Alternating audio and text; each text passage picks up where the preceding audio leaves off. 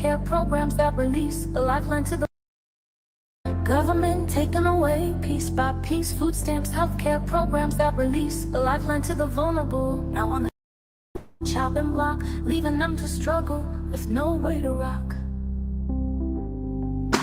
Disability support for those who can't work, cutting benefits, leaving them in the dark, it's a smirk. Section 8 housing, a roof over their head, but they cutting funding, leaving families to dread. Medicaid, Medicare, under attack, seniors suffering as prescriptions go unpaid, that's a fact. Science funding for the future's sake, but they're cutting research as the climate crisis awakes.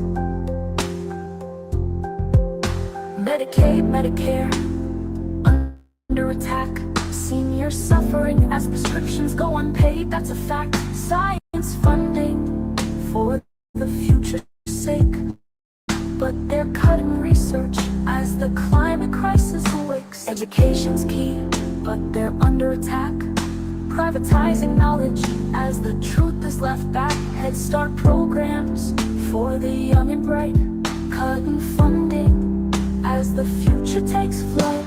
SNAP, WIC, TANF and more, programs that aid the poor and those in need for sure, but they're cutting funding as the poverty rate rises, as the wealthy elite reap the benefits and compromise. The system is broken, it's time for a change. We need justice, equality, and a chance to range. For the people, by the people, but it's hard to believe when the politicians are in the pockets of the corporate sleeve. They claim it's fiscal sense, but it's more than that. A struggle for the future, where will we look like that?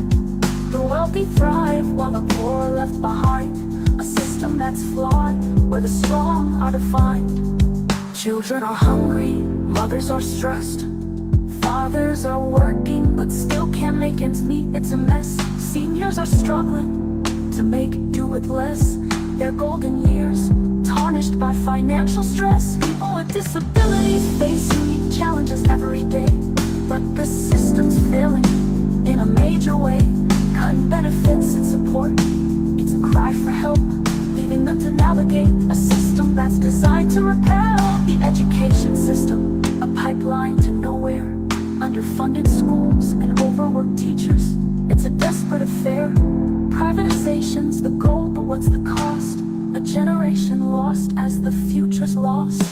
The climate crisis, a ticking time bomb, but they're cutting funding as the planet's in a swirl.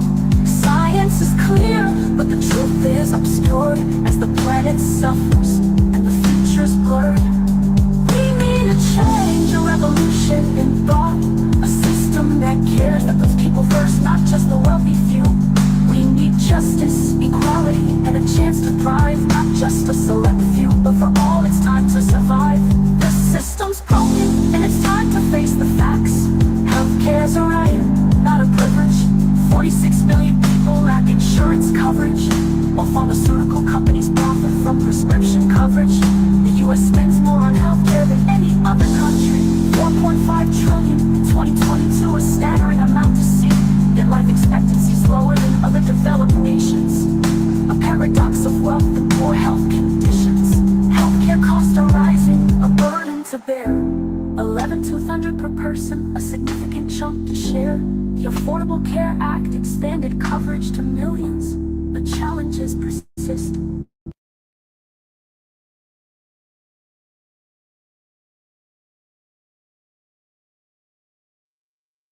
And yeah, one more time, putting it down for you and yours. This is another Truthality social media experiment, the Lion's Den, coming right at you. As promised, the conversation continues, talking about what's on your mind.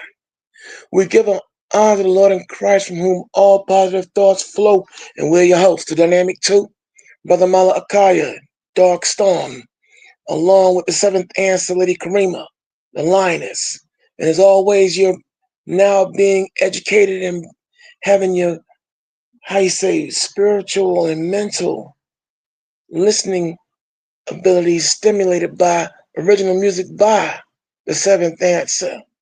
That was titled The Government. And man, oh man, the lyrical content can't be more on time and more on point with all that's what's happening out here.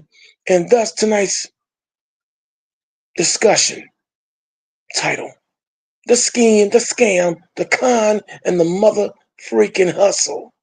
Okay? Or the Monkey Freaking Hustle. Okay? Because what we got out, we did a lot going on. And man, in these last, 24 hours or better, we've seen now multiple mass shootings, all involving HBCUs or Black adjacent type events going on. All right? We're gonna address those. We're gonna address a lot of issues tonight. All right, make no mistakes about it, because again, when you tune into the Lions Den, you're gonna always get a variety of different discussions. And that is the seventh answer, and we always choose to deal with the social, political, economic, and militaristic and spiritual moves that are being made in society. All right. And showing you the relevance of how powerful biblical prophecy is without giving you a sermon. And of course, what makes this machine operate, but it's always the 7 I's of intelligence, integrity, inspiration, influence. Okay, influence, I'm sorry, I got a brain freeze. Influence, independence, insight, and information, which all are the summation of what? The facts. We bring nothing but frequently accurate, correct truths. And of course, when you roll with the Lions, you're rolling with the pride, because we're always permanently ready and destroying evil, starting with our own. See, myself and the seventh answer, we don't walk around here with Mr. or Mrs. Holy and Thou, nor do we don't pretend to be anything that we aren't.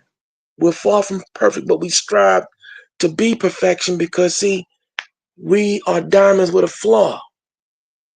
But the key to having a diamond with a flaw is you chip away at the flaw and you attain perfection, versus having a perfect pebble, which is smooth and looks good on the outside. But when you toss it in the air and let it land, it shatters into millions of pieces. Therefore, we don't deal with fake here. All right? So now, also, when you roll with us, you're rolling with what? One of the many factions of the anti-coon movement. And you know what a coon is? A complete, obvious, obedient, yes, a boss nigga. We don't do the buck dancing. We don't do the samboing. No handkerchief head picking no bed wenching. We don't do any of that. We not no big black bucks here. No, sir. No, ma'am. Because you know why? We can't be bought, and more importantly, we can't be sold. I want to make that abundantly clear. Also, this is the home of point counterpoint. Sometimes we may not see eye to eye on everything, and we may have to go into a little healthy debate, but it's a good thing, because it keeps everybody honest, keeps us on our toes, and it's always done in love, because it's each one teach one, reach one. And the two biblical formulas that make the Lion's Den, the conversation continue work so immaculately, is what? The book of Isaiah, the 41st chapter, verses 21 through 24, where we're instructed by the good Lord to do what? Produce your cause, produce our cause, and bring forth all the strong evidence that supports it. And also, the book of the Bible, 1 Thessalonians 5:21, we go by that credo as well. And that is, we come ready to prove all things. We're going to prove everything that we say on approximation of proof, and we're going to hold fast to that which is good. Also, when you tune into the Lion's Den, you're going to be hit with Virgo energy. That's right. With analytical, tactical, critical, political. But the one thing we always strive never to be, and that is hypocritical. Virgo energy, catch it. It's a good thing. And of course, this is the show where we ask, aren't you tired of being lied to? Well, if you are, welcome. Because the Lion's Den, we are strong advocates of freedom of speech, but responsible speech. And what's the number one rule, law, principle? Whatever you want to use as an adjective to describe freedom of speech, you must think before you speak. See, we think before we speak. We give careful consideration to what we say before we say it. All right? We don't believe in reckless, irresponsible, or abusive speech. That causes problems. So freedom of speech, but responsible speech is always practiced here on the Lion's Den. And last but not least, when you come into the Lion's Den, one of the house rules set forth by our other beautiful lioness, Iron Manna. You will wipe your feet, mind your manners, conduct yourself in an orderly manner, and enjoy yourself. Because if you get out of line at any given time, well, Lady Karima, the lioness, she will swoop down on you and kick you up out of here. You know, break you down with the quickness, work you out like physical fitness, hit you with so many get up out of here combinations, not even a Jehovah will witness. And all I'm going to do is stand back and go, ah, because you were told. And now, with all those formalities out the way, we've been lined up to take off on runway 22. The double twos, y'all. The Lord does all things in two. There's life, death, belief, non-belief, laugh, cry. So, we're on runway 22, and as we take off, we're going to be discussing the scheme, the scam, the con, and the monkey freaking hustle. There's a lot going on out here now. Before we get into the primary topic that we're going to talk about tonight, these back-to-back shootings and everything else, which I want to put that on the back burner for the time being, only because I want to get my emotional bearings in play. What I want to do first, if Seventh Answers, on board with it and everything, because we can always switch it up depending on what she sees more prevalent. My thing is, I want to show you all out there in Lion's Den land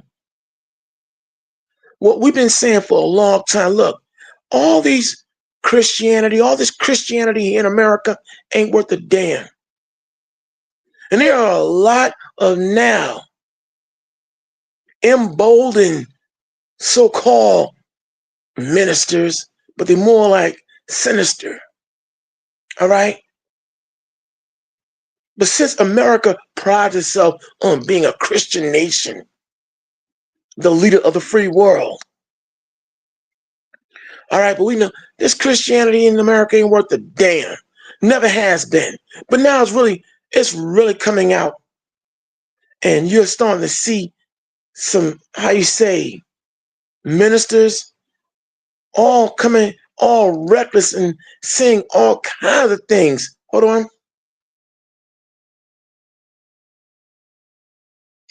Saying all kinds of abominations and just outright slanderous and untruths.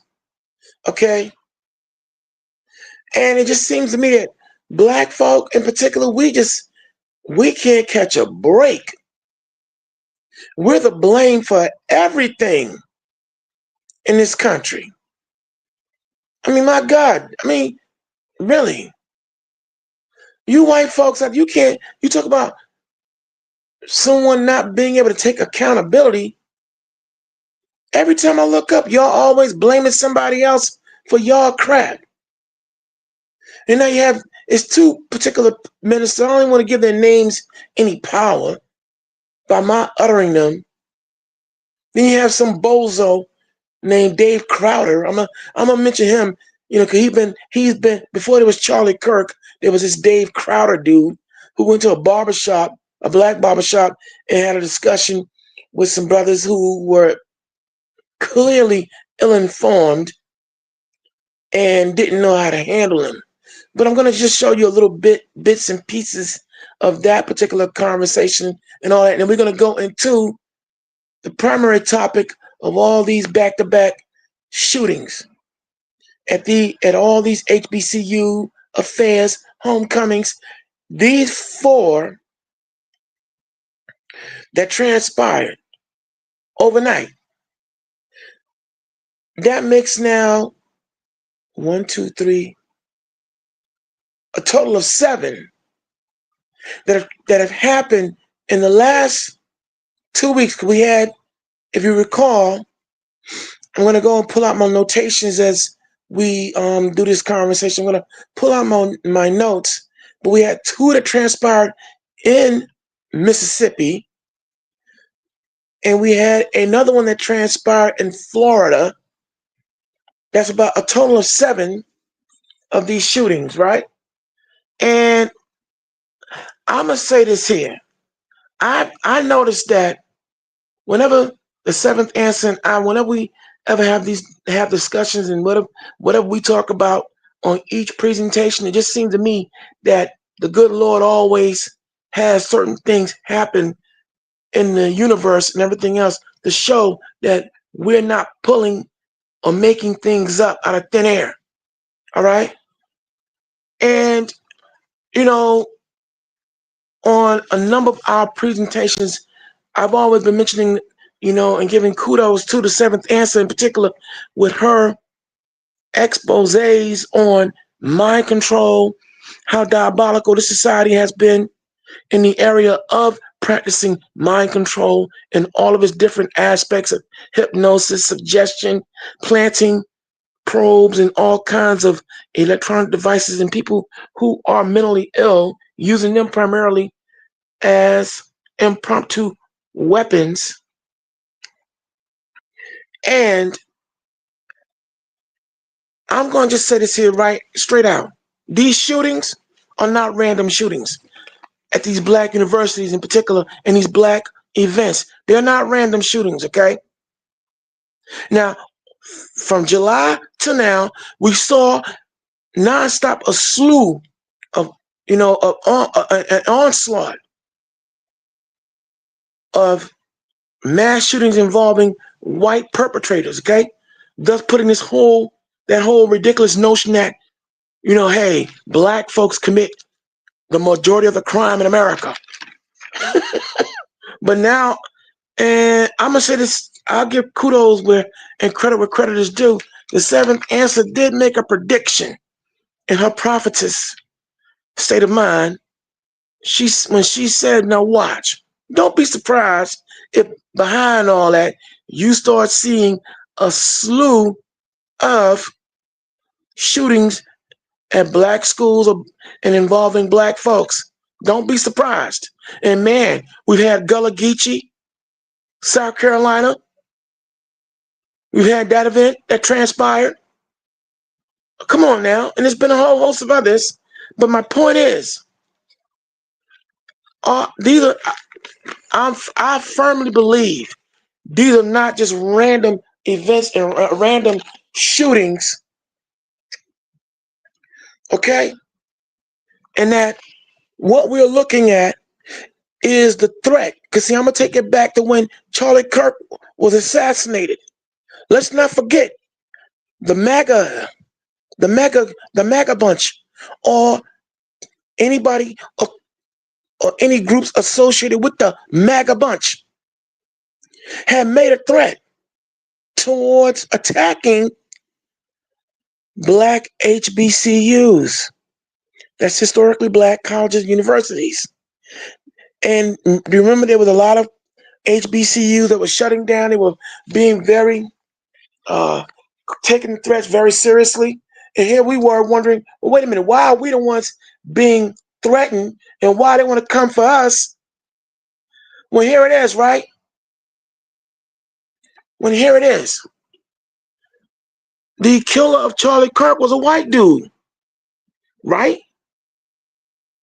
But you know, then you had all these different cries of, oh, you black folks, this per capita this and per capita that, you're the problems, and yet,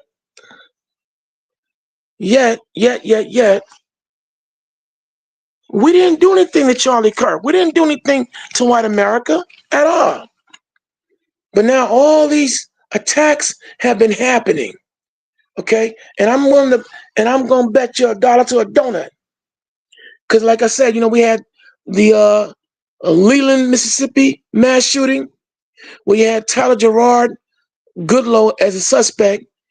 Then you had Heidelberg, Mississippi, where you had a mass shooting where it involved a homecoming. All right. Now we had these back-to-back mass shootings, and you know, we talking about Howard University, Morgan State. We're talking about Texas and North Carolina. Now we got to take a real good look and a strong consideration that here it is now. That threat of HBCU going to be hit is now in effect. Because you know what? It didn't escape my attention. Let me remind you, I haven't forgotten when you had that breach of security at Tennessee State University, when you had those two supposed MAGA individuals, all right, who penetrated, and I'm going to use the word penetrated, breached security space and set up a table outside the women's dorm, mind you, all right? And of course, they got thoroughly rousted and kicked out.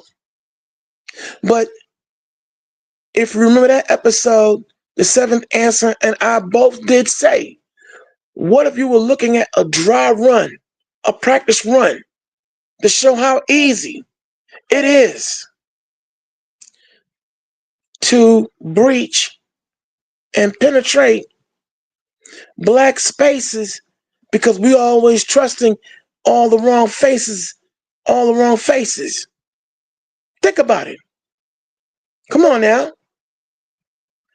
Rather you had all these white on white violence and outbreaks and shootings, now all of a sudden it's just been nonstop hits on black colleges and institutions. Here it is, you got and don't even get me started on the fact that in Texas, they still are keeping quiet about a serial killer. A serial killer that's out there, or serial killer or killers out in Texas, and then killed 15 people. 15, the majority being black women. So I am not going to sit up here and pretend that I don't see an all-out assault and attack on our people, man. A straight-up declaration of war. Right after Stephen Miller gave that speech at Charlie Kirk's Klan rally funeral, all right, it's been an all-out assault on our people. And I'm not going to pretend that I don't see it. And we're going to talk about all that, okay? Because it needs to be talked about, it needs to be discussed. And we want you all out there to get up off your duffs and start truly paying attention to what's going on around us. Because within this coming week, you know, we're coming up on D-Day, when here it is, the first of the month. Oh my, a lot of us will not be getting the SNAP, EBT, our disability checks, and everything else by way of the corruption of this government. Thus the scheme, the scam, the con, and the monkey freaking hustle. See, we want you to think. All right, we're not making, and we want you to understand and listen. Your life is depending upon it. I'm not going to sugarcoat this. Your life is dependent upon you're now paying attention to what is happening out here. All right? Because don't forget the fact we had just recently also the lynching of Trey Reed. All right? Okay, let's not forget that. We also had the lynching of Mingo Damar Allen. See, we covered all this. We covered all this, okay? And again, we had how could I forget? We covered also the Texas mass shooting in Brazoria County. And we also had covered Montgomery.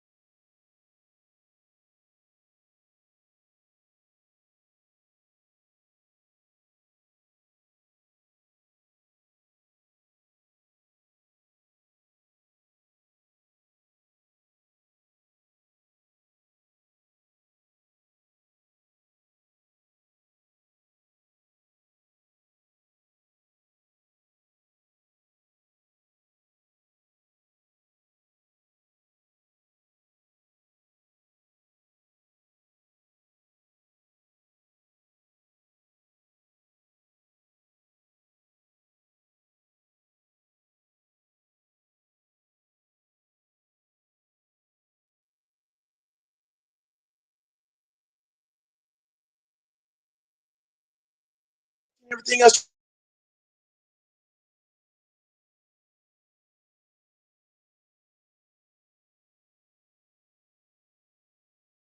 So, like I was saying, I want you to go back and check out some of the previous shows we did because, like I said, these shootings last night, this is not no isolated incident, and we're gonna prove it, okay?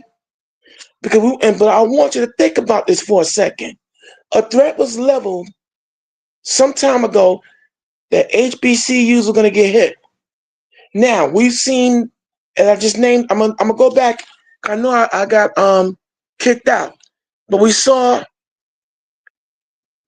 Montgomery, Indiana, a mass shooting, homecoming event, a Texas mass shooting in Brazoria County. We had also, and again, Leland and Heidelberg, Mississippi, homecoming events involving black folk, a mass shootings, 2 in one night in Mississippi. Now, they're showing you black faces, of course, but given the in-depth expose, like I said, that the seventh answer has taken us on regarding mind control and how deep it goes. I'm not putting it past certain diabolical and evil forces out here that they're using black faces to commit white racist crimes. I'm going to just say it just like that, plain and simple.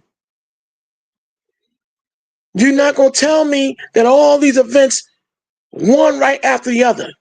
But we saw all these white mass shootings going on left, right, and center, putting Charlie and culminating with Charlie Kirk being assassinated. And now all of a sudden, behind his assassination, because somehow black folks, it always wound up being our fault. Never mind that there was Taylor Robinson, one lone white gunman who shot him down, supposedly, but somehow it wound up being our fault. And a lot of MAGites out there were angry because we weren't mourning Charlie Kirk or crying tears for Charlie Kirk, the same Charlie Kirk who had every chance, had everything anti-black to say. A lot of black folks did exactly what they were supposed to do. Get up, chump the middle finger. How we felt about him when he was alive is how we feel about him now, that he's dead. When he was alive, he was a funky white racist. And now he's a dead white racist. What? That's not me being I'm calling it what it is. Freedom of speech, but responsible speech. And that doesn't mean I'm condemning all white people. No, I'm not. I'm identifying his race. I'm identifying the disrespect that Charlie Kirk had. And I hate to have to explain it, but you know how when you're saying something, they're looking for just anything to try to flag you on. But I mean that. I always hate when just because someone died, you're supposed to, not have no sentiments about them. See, this is how the only way that works is, let's say, prior to Charlie Kirk dying, let's say he had a change of heart, apologized to black people, admitted to the fact that much of his information was bigoted and slanted and biased crap, then yeah, there would be consideration of giving him honor and respect because while he was alive, he had a change of heart. No, even up until the minutes he died, when he was asked about mass shooting and violence in America, oh, you mean black gang violence? His last 3 words, or 5 words,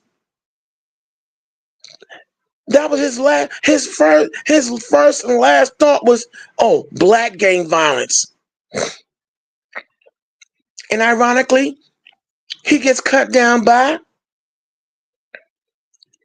a white, violent criminal who had plans to give him a permanent lead sleeping pill. And he did so with accuracy. But somehow, it's our fault. And now, all these black HBCUs are under attack. But first, I want to just show you besides the fact that you have Donald Trump and his Nazi bunch making all the moves they're making that are clearly attacks on us as a whole. Now you have all these white ministers out here, or sinisters, really letting it all hang out. Boy, woo, they saying some things that are reckless. And that's why as you come in and everything, we want you to, brace yourself. I'm having a hard time keeping my emotions in check, but I want to make sure that I don't let my emotions lead this discussion, because again, it's always logic first, and always logic, which is the application of proper thinking at all times. But I can't, it's hard not to be emotional when you see all these things happening and you know and have an idea on why it's happening.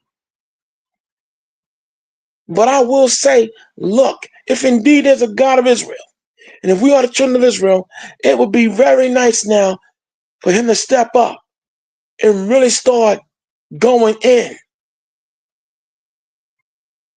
I'm tired of talking. I'm tired of just sitting on the sideline watching my people suffer and I can't do anything about it. Now, I can't put no demands on or whatever, but yo, it's time for him to raise up and let the world know who he is and who we are. Enough is past enough. And I want the playing field leveled. I'm going to die a man. I will die a man before I go out like some punk and roll over and let someone take my life under some falsehood and fakery. And speaking of Stephen Miller, yo, if you're listening to this broadcast, Mr. Miller, you know, I do have to make a mockery of you because you talked all that tough talk. You're not nothing. We're something. The dark will defeat the light. The light will defeat the dark. We're the storm. We're this and now you and your wife been running from house to house. You talked all that tough guy, Garbioggio, and now people are showing up at your doorstep, and you and your wife are running, especially you. Especially you. You running faster than she is. And you talked all that tough talk. Or I guess you're not as tough as you think you are when you ain't got that 50-man security team. You ain't as tough. You ain't so tough when you not around your friends in a bulletproof,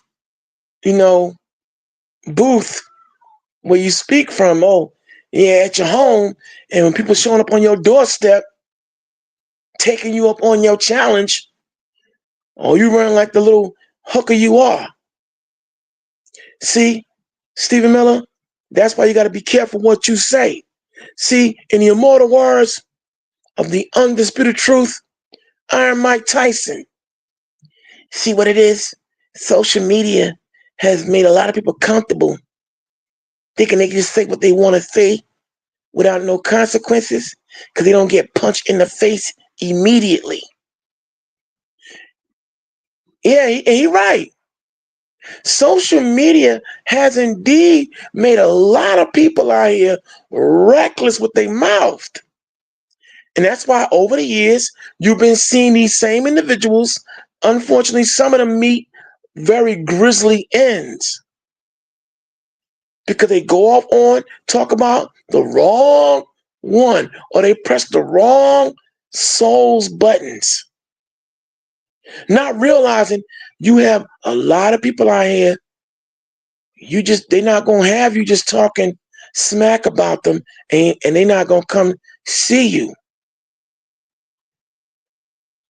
See, we also, in this technological age, there's also that technological rage where, all right, I won't see you today, but see, I know where you at.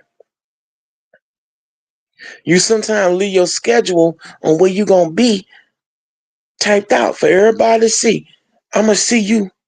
And this is why a lot of people over the years have been meeting their demise, unfortunately. And we don't advocate no violence of any kind. But still, here on, the conversation continues. I, in the seventh answer, we do advocate freedom of speech, but responsible speech. And we understand that there are consequences and repercussions when you are reckless with your mouth. And you may not answer today, and you may not answer tomorrow, but it's going to be that one day and that one soul who you pop all that yakety yak to, they going to catch you out there. Matter of fact, think on rap veteran Joseph Cartagena, better known stage name wise as Fat Joe, when he talked about how when he made a hit song back in the day titled Lean Back, and he mentioned Roy Jones in that. All right? And he said, yeah, okay, I said all that. It's Tales from the Dark Side. He said, but I'm at a party. I step up in the back room, and Roy Jones is back there looking like a devil. And he said, oh, I knew I was about to get fried up. And I had to talk to Roy. I had to appeal to him. See, yeah, that's right. You know, I give Fat Joe his due. He kept it all the way 100. You got to be careful what you say. Some people just, hey, yo, my man, you talking about me, man. Or I think about, well, he's now dead and gone, but one time, drug dealer and let's say high profile killer Alberto Alpo Martinez, known here in New York and other as Alpo. When he was locked up, a lot of people were on social media talking all that yang, talking mad trash. But when he got out, and he actually stepped to him. I don't know where they at now, but some of them stopped, or they got religion. They stopped making social media. All right? They had a lot of people out here squirming and scared out their minds. That's the point I'm trying to make.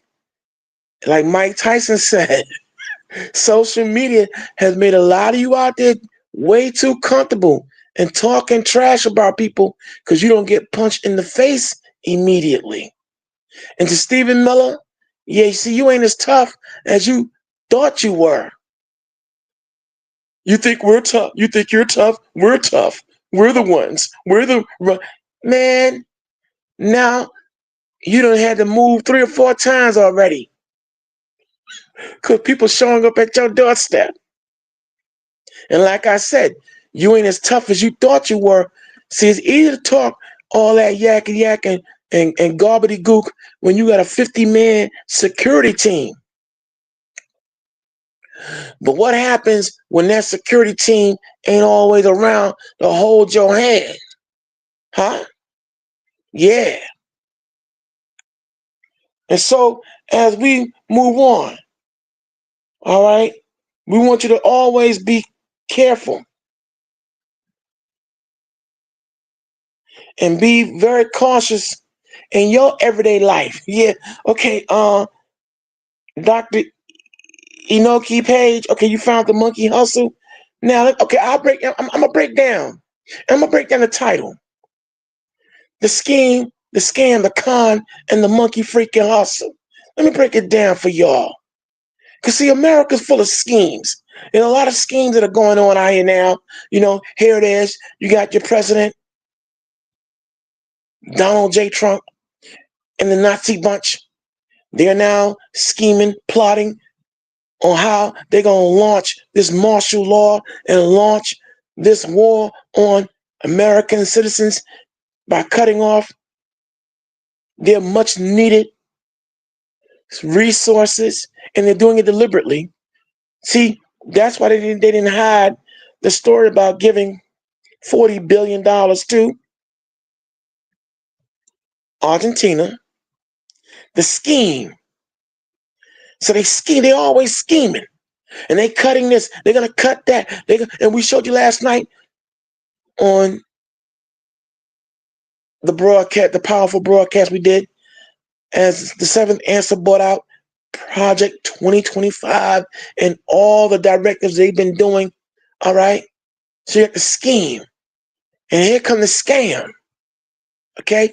Boy, all you white folks that voted for Donald J. Trump, he scammed the heck out of you. Oh, I know y'all the main ones griping. But see, he got y'all on your racial passions and your prejudices, and man, y'all feeling real dumb right about now. All you black maggots that was talking about Donald J. Trump is the second coming of Christ. He's the greatest president ever, and blah, blah, blah, and blah, blah, blah. He scammed y'all too. So you got the scheme, the scam, and here come the con.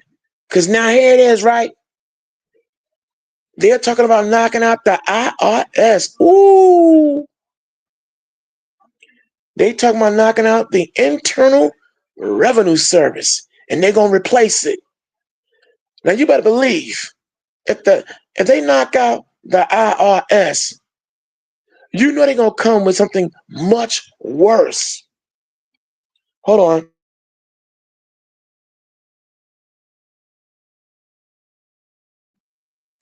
Don't think it's going to be something to your benefit.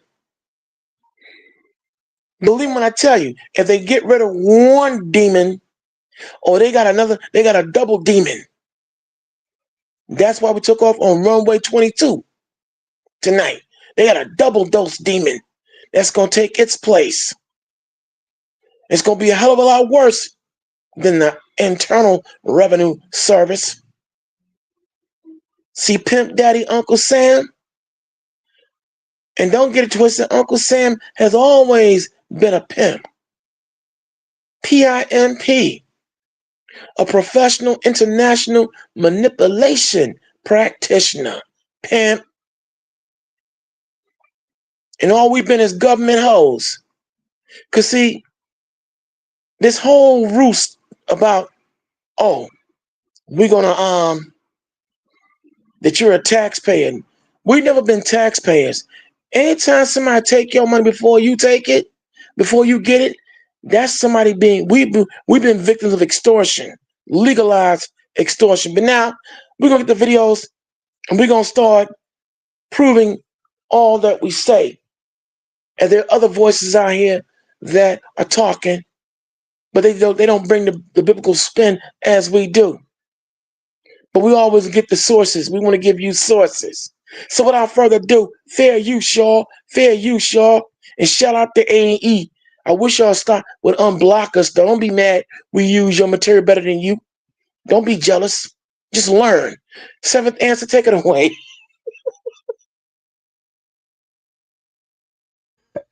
You better stop messing with the good old people.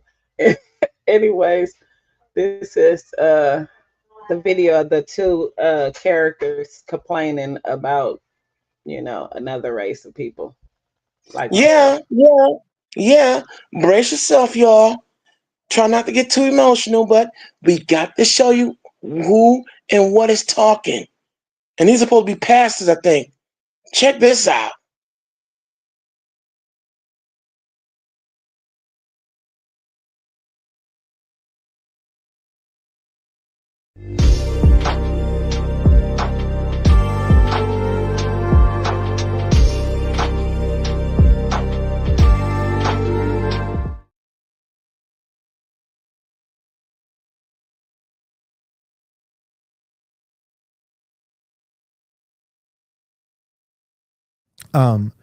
Hey, cut it out. You need to grow up. Stop throwing a fit. You're throwing a tantrum. Stop being a little boy. You're whining and crying about something that's ultimately your fault. Yeah. Stop blaming it on other people. It's your fault. Because here's the deal. It's like, well, slavery. The richest black people on God's green earth are African Americans. If slavery never happened, then you would be in a grass hut. Yeah. Right. Well, we need reparations. Your reparations are that you get to live in America. You're welcome. You're welcome. You get to have the Christian religion. That's live right. better than your ancestors The ever would greatest have. moment in history for any brown or black country is the moment that the white man's ships arrive on your shore. Because he brings the gospel of Jesus Christ, he catechizes you and your children, he brings exports, he brings hospitals, medicine, life expansion increases, GDP and resources increase, medicine increases, and most importantly, you get taught the gospel of Jesus Christ so that you can live longer on earth and then go to heaven instead of hell. That's historically what has happened. That doesn't mean white people haven't sinned. That doesn't mean that they did it all right, that there weren't abusive slave masters, that there weren't that's not to absolve white people of sin. But I'm saying on the big picture, to say, well, black people are victims, black people are oppressed, and white people owe us something and it's all your fault. That's insane. That's absolutely insane. And here's the deal. I think getting to the question from Starch Manning is a lot of the pushback that eventually conservatives finally mustered enough courage to say is, well, hey, look, can we just agree to a truce and let's just we just won't talk about race at all. Right. There's mistakes on both there sides. There are mistakes on both sides. Mistakes on both sides. No. That's not actually the solution. White people are sinners who need Jesus. Within white European history, there has been sin that has required the blood of Jesus. But on the whole, for 1,000 years, European people have been worshiping Jesus as sinners, but sinners saved by grace. And on the whole, non-European people, much of the rest of the world, has been worshiping demons. Mm-hmm. European people have been building cathedrals. Non-European people have been building grass huts. And for those who are of non-European descent, but live in the Western world, you are exceedingly blessed. And the response shouldn't be, let's push back against wokeness and just say, nobody talk about race. No, the response should be, stop whining. Stop throwing a fit. Get it together. God has blessed you, and he blessed you in large part through white people. So stop doing it. And also, as for you and your house, do your part to change the FBI crime statistics and stop killing people. Now, it gets better, y'all. Just stand by. I won't even give no context. But you want to hear this arrogant schmuck. All right. Oh, now check out his fellow pastor. Oh my God. Yo, if any of you black folks are still embracing white Christianity, man, shame on you, man. This is what you're dealing with. Did you hear this schmuck? Oh, you were building grass huts.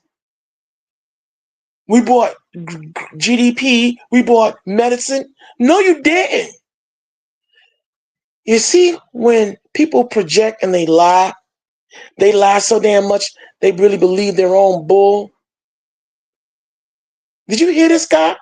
This is a minister, y'all, a pastor. This the dude whose forefathers and mothers bought the good ship Jesus and told us about Jesus that loved everybody while they were feeding our babies to alligators, cutting off our body parts, whipping us, chaining us up in the bottom of ships. Okay, I want you to hear this other segment of this clown. Listen up, y'all. Check this out.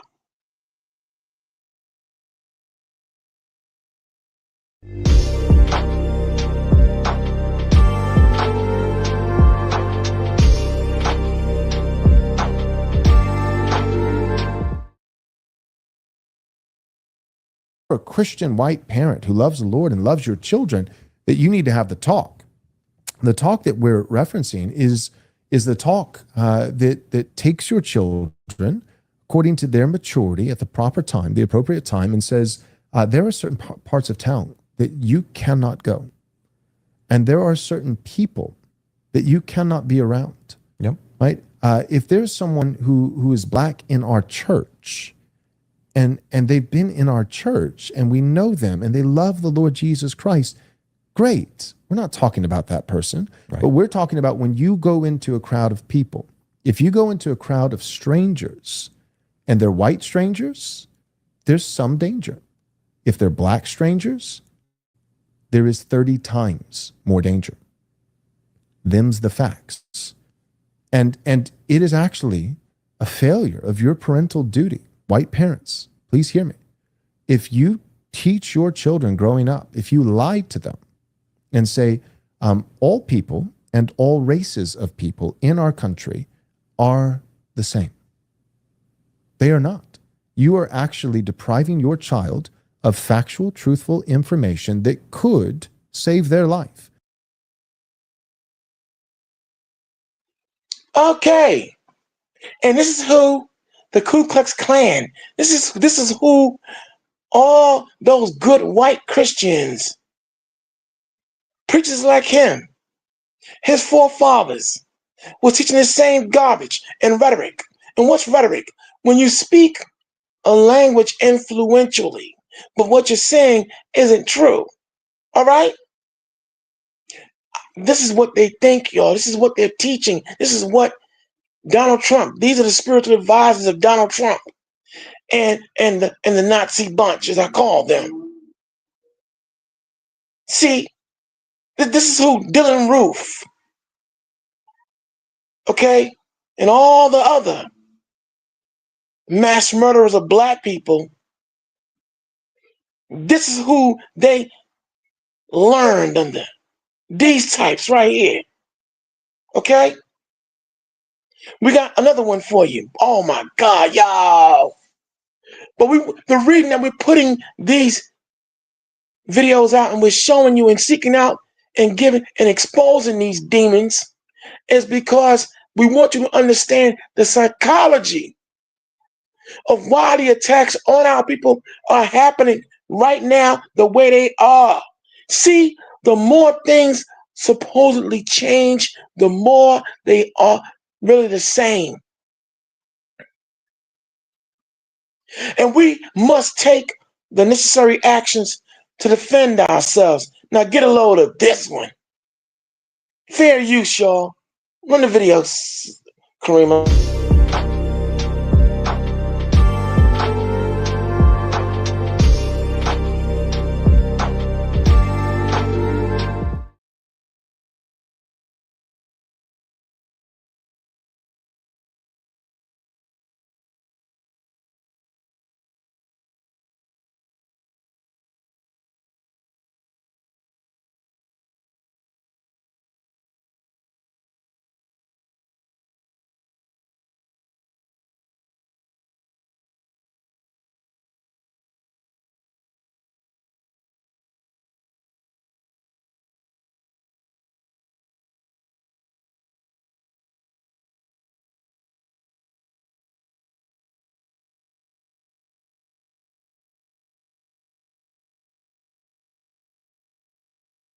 Let's say that somebody was coming into our church and they're black, and would they be eligible for membership in our church?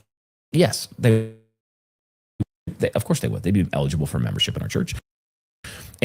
But would they be permitted to participate in, embody, and practice what I would call black culture generally in our church? The answer is absolutely not. Why? Because the characteristics that mark black culture as a generalization, in the same way Paul's talking about little people. They steal, they kill, they destroy, they look like Satan in how they act. They are sinful to the core. They have besetting sins that are like fatherlessness, sexual immorality. They molest children at a high rate. All of any criminal statistic that you could look at, almost pretty much without exception, they excel at them.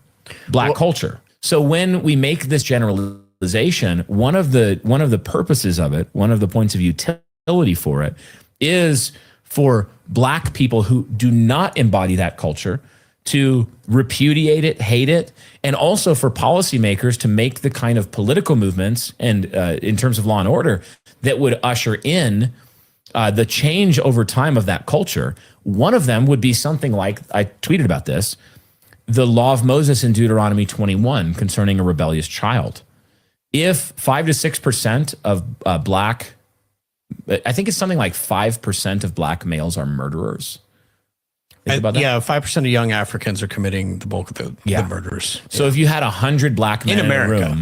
a room, even just I think specifically, if you had 100 black men in a room, 5 of them would have committed murder, which is a lot, quite a few. Well, as Matt Walsh statistically. pointed out, the actual number of blacks who are committing murder is more than whites, and whites are significantly greater 60% compared to 13% of percentage of the population. Yeah. So if you take that, then you took a law like Deuteronomy 21, which is a just law that God enacted through Moses. The law was that if you had a rebellious son, you have a child they're coming up into their manhood and they're rebellious. They don't listen. He lists some characteristics and even though they're disciplined, they will not turn. He says the fathers to bring them out into the town square. This is a rebellious son. And then they stone him to death. They kill him. And an armed robber would certainly be one of those. Oh, absolutely. Armed robber, all the ghetto violent culture. crimes. Basically, take ghetto culture, it would describe this to a T. If you did that over 3 generations, how much violent crime would you have in the 3rd and 4th generation? Enough. I've heard enough. But, brothers and sisters, do you see the bull shenanigans that these good Christians are teaching?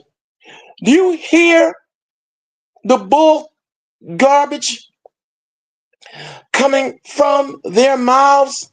And you wonder why Donald Trump, because these are all his spiritual advisors, the Charlie Kirks, the Steven Crowders. See, they really believe their own bull malarkey.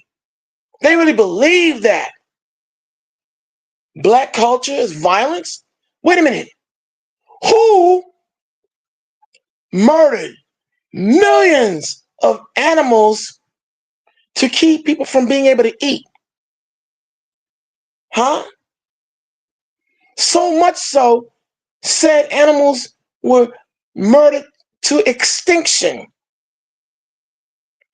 Who raped, robbed, murdered yesterday and today in astronomical numbers? They want you to believe that white people are 60% of the American population, which is a lie. A bold-faced lie when you check out the Department of Vital and Statistics and the birth rates. That's a lie. And black folks are 13% of the American population that commit the majority of the crime, which mathematically is impossible. I'm not a mathematician. I won't front like I am, but I do know enough in the area of statistics and probabilities to know bull dookie poo when I hear it.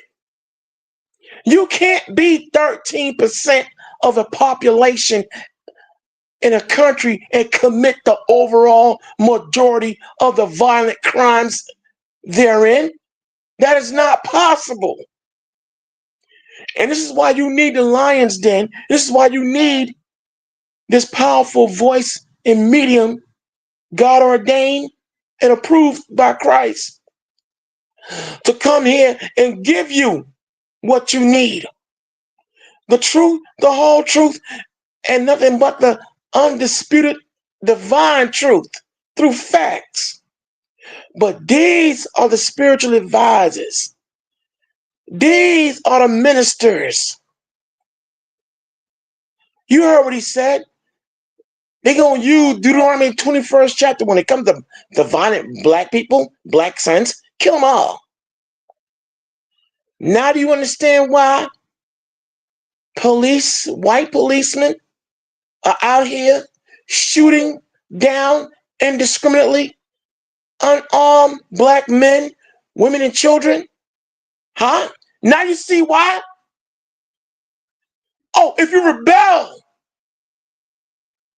rebel against their order, you rebel against what they say, that's the law they want to take take under their belt to gun you down and kill you. You see where it's coming from? And there's some of you up here that will come in here and talk about we are propagating or teaching hate. You're out of your mind. You are out your mind. See, the Most High said he would make it where the devil will reveal himself. And boy, are they revealing themselves all over the place. And all we're going to do is expose it. Now you understand why you have an element of law enforcement, and I'm not going to be afraid to say it. An overall majority of white policemen, every time you look up, are gunning down indiscriminately, I said, and I'm going to say it again, indiscriminately, in most cases, unarmed black men, women, and children. If you put up a protest, if you ask questions, if you ask why are you arresting me, why am I being stepped to, you see why, Sandra Bland?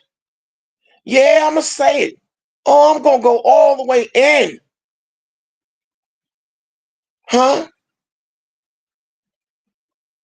The Sandra Blands, the Mike Browns, and all others, okay, have been shot and killed. You see why? Look at the mentality. Look at their ministers. I'm going to say sinisters. White Christianity, this American Christianity ain't worth a damn.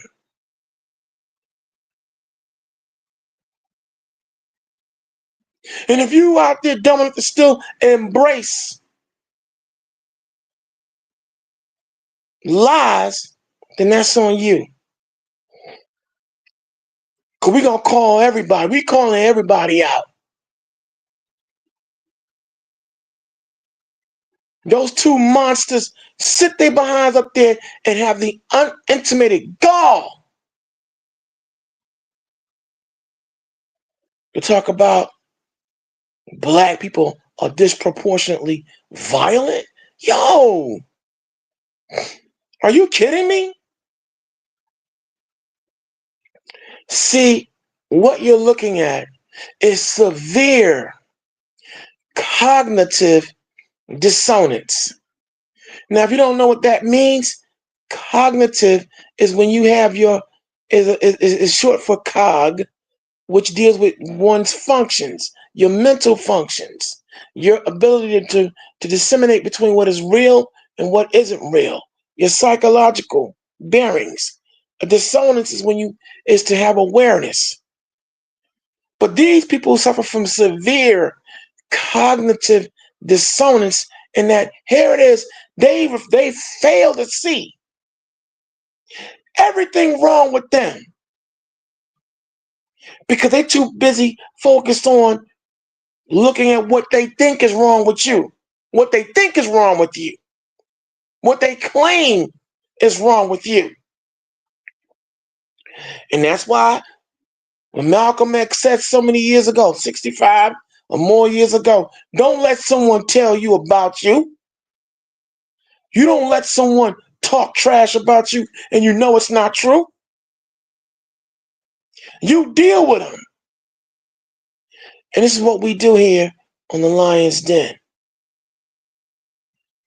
We're not going to sit idly by and see all these lies being propagated and perpetrated against our people, thus inciting violence upon our people, and not saying anything about it. No.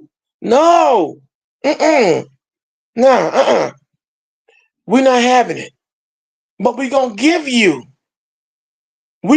you all the motivating factors as to why when you come into the Lion's Den, why we go so hard in the paint, why we research, cross-reference, we go here, we go there, we go looking and digging because it is an absolute necessary roughness.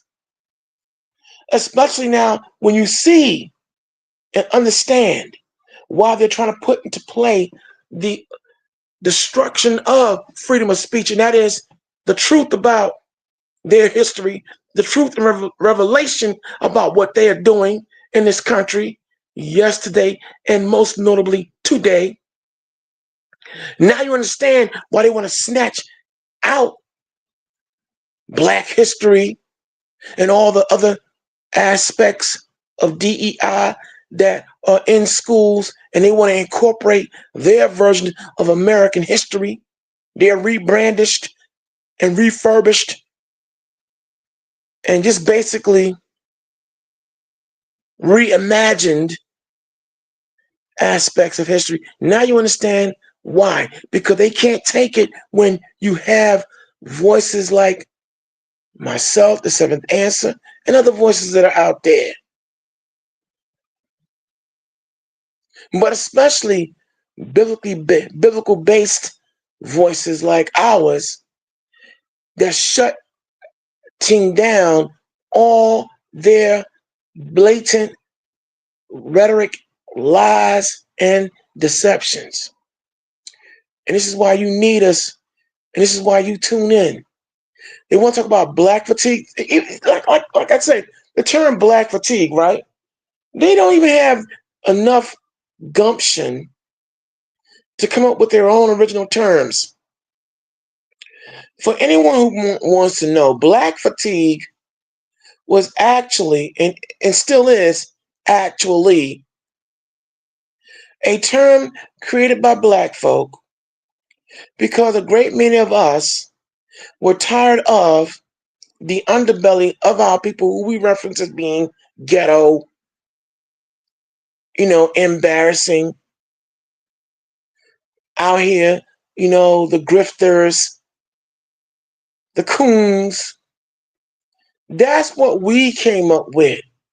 And every time we come up with something, here come these co-opting, which is a fancy way of saying thieving, no originality, carbon copy skunks always want to take terms that we use for their own. Now they have Black fatigue. They're tired of Black people as a whole. Man, as if we don't have white fatigue. Could we have that one too, But they don't, oh no, they don't like talking about that one. Like, people aren't tired of y'all garbage, your racist rhetoric, your make-believe fantasy land facts and statistics, your slanting of FBI findings, because you always want to talk about the FBI findings, but you always cherry pick. You don't read the whole depth and scope of what the FBI finds. For instance, when you check out current FBI statistical data, the profile of serial killers are white males between the ages of 18 to 65, typically coming from two-parent homes and who have delusions and anger about their failures and success, or their failures and they're not being successful. Yeah, that's right. That's what the FBI says. The FBI and the CIA also say the profile of most mass shooters, that's at 57% and climbing, are white males between the ages of 18 to 65 who typically, another word typically means usually, who usually are dissatisfied, unhappy with their lives, and they take out their frustrations on others. Now, I wonder who those others are. Yeah, that sounds about white. Yeah, that's right. This is what your FBI and CIA. But they always gloss over that. See, how about the FBI and CIA? The profile of most financial con artists in America are white. Yeah, that's right. You want to talk about armed robbery? We got that going on in our, but no, wait a minute though.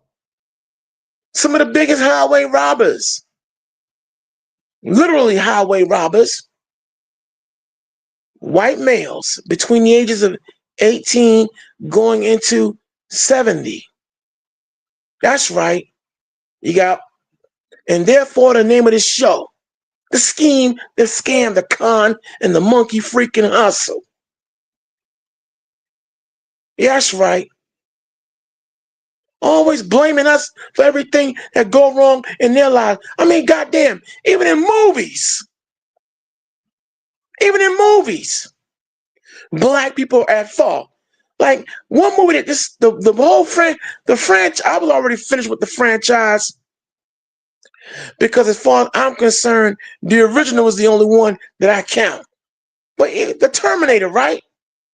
Look at the fact that here it is, the cause of the nuclear holocaust and fallout, the rise of the machines as a whole was because you had an overzealous, over-intelligent black scientist, Michael Eric Dyson. I think Michael Dyson, all right, portrayed by, okay, I forget the veteran actor's name, but you know who I'm talking about.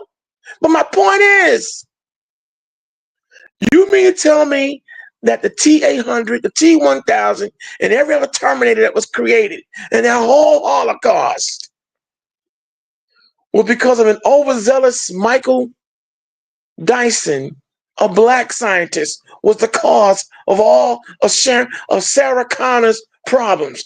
Yo, we just can't catch a break. Now, can we? Damn. We get blamed in movies and real life. And you think we don't have white fatigue? We do. We do. Oh, we most certainly do. Because I'm like I said, yo, how you feel about me is how I feel about you. It's only right.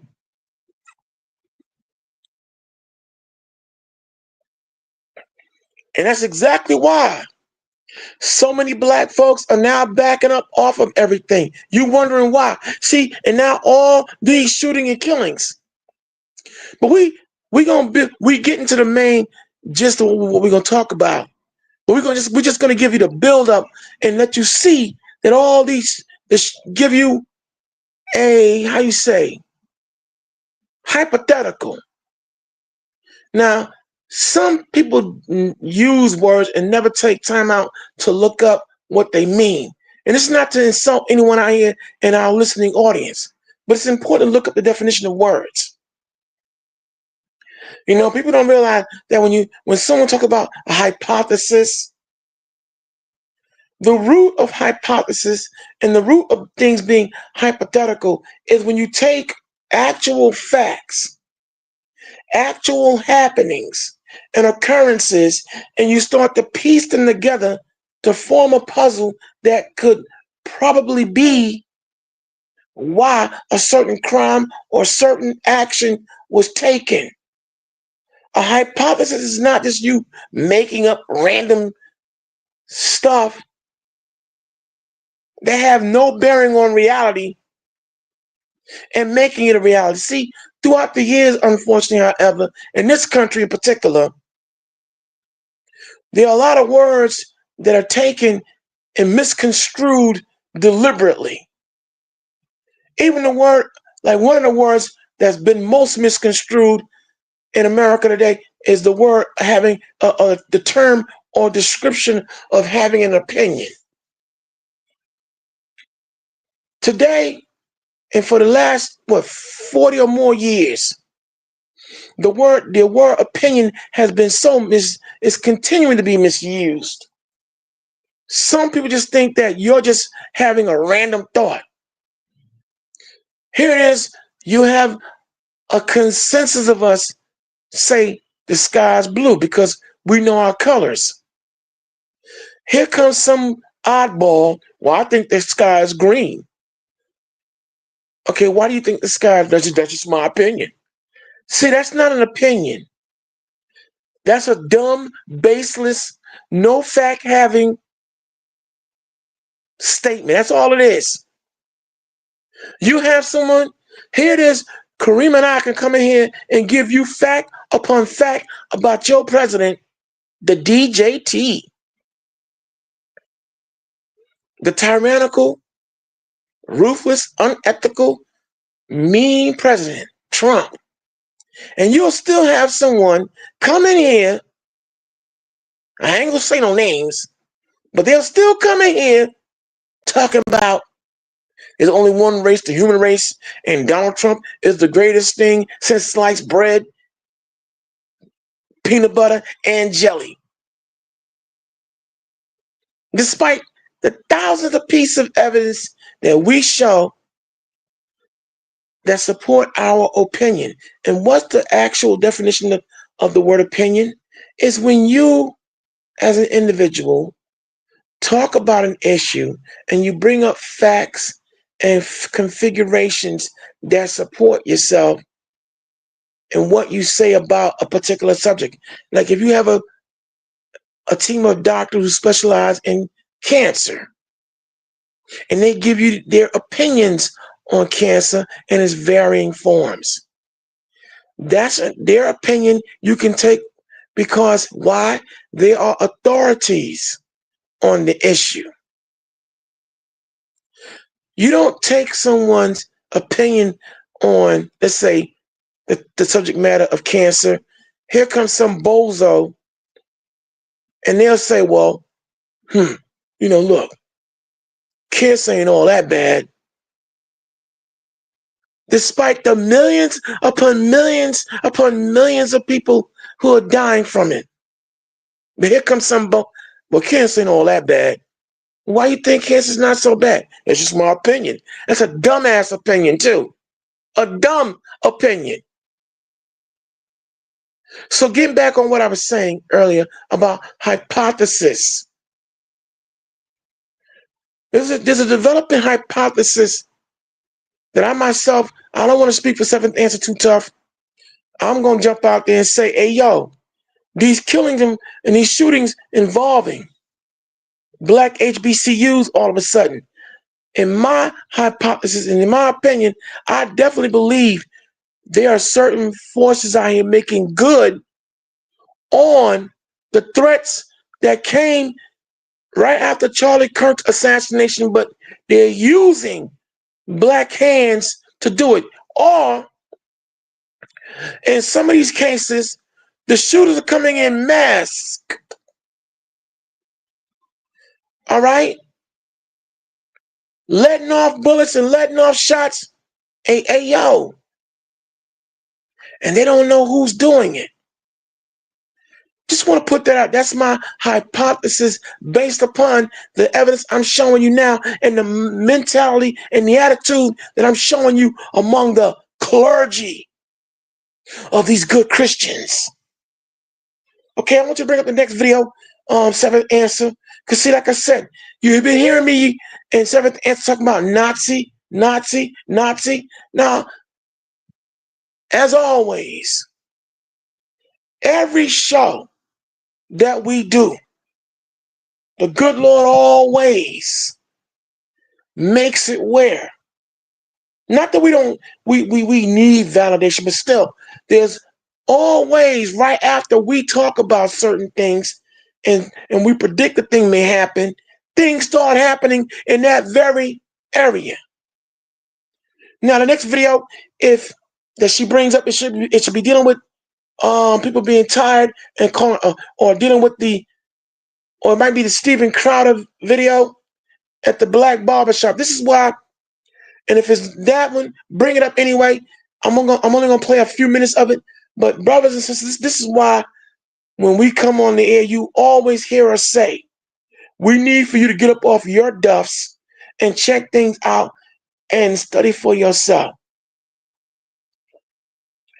I mean, if you didn't see this particular discussion, I want you to type in Steven Crowder, Steven, Steven,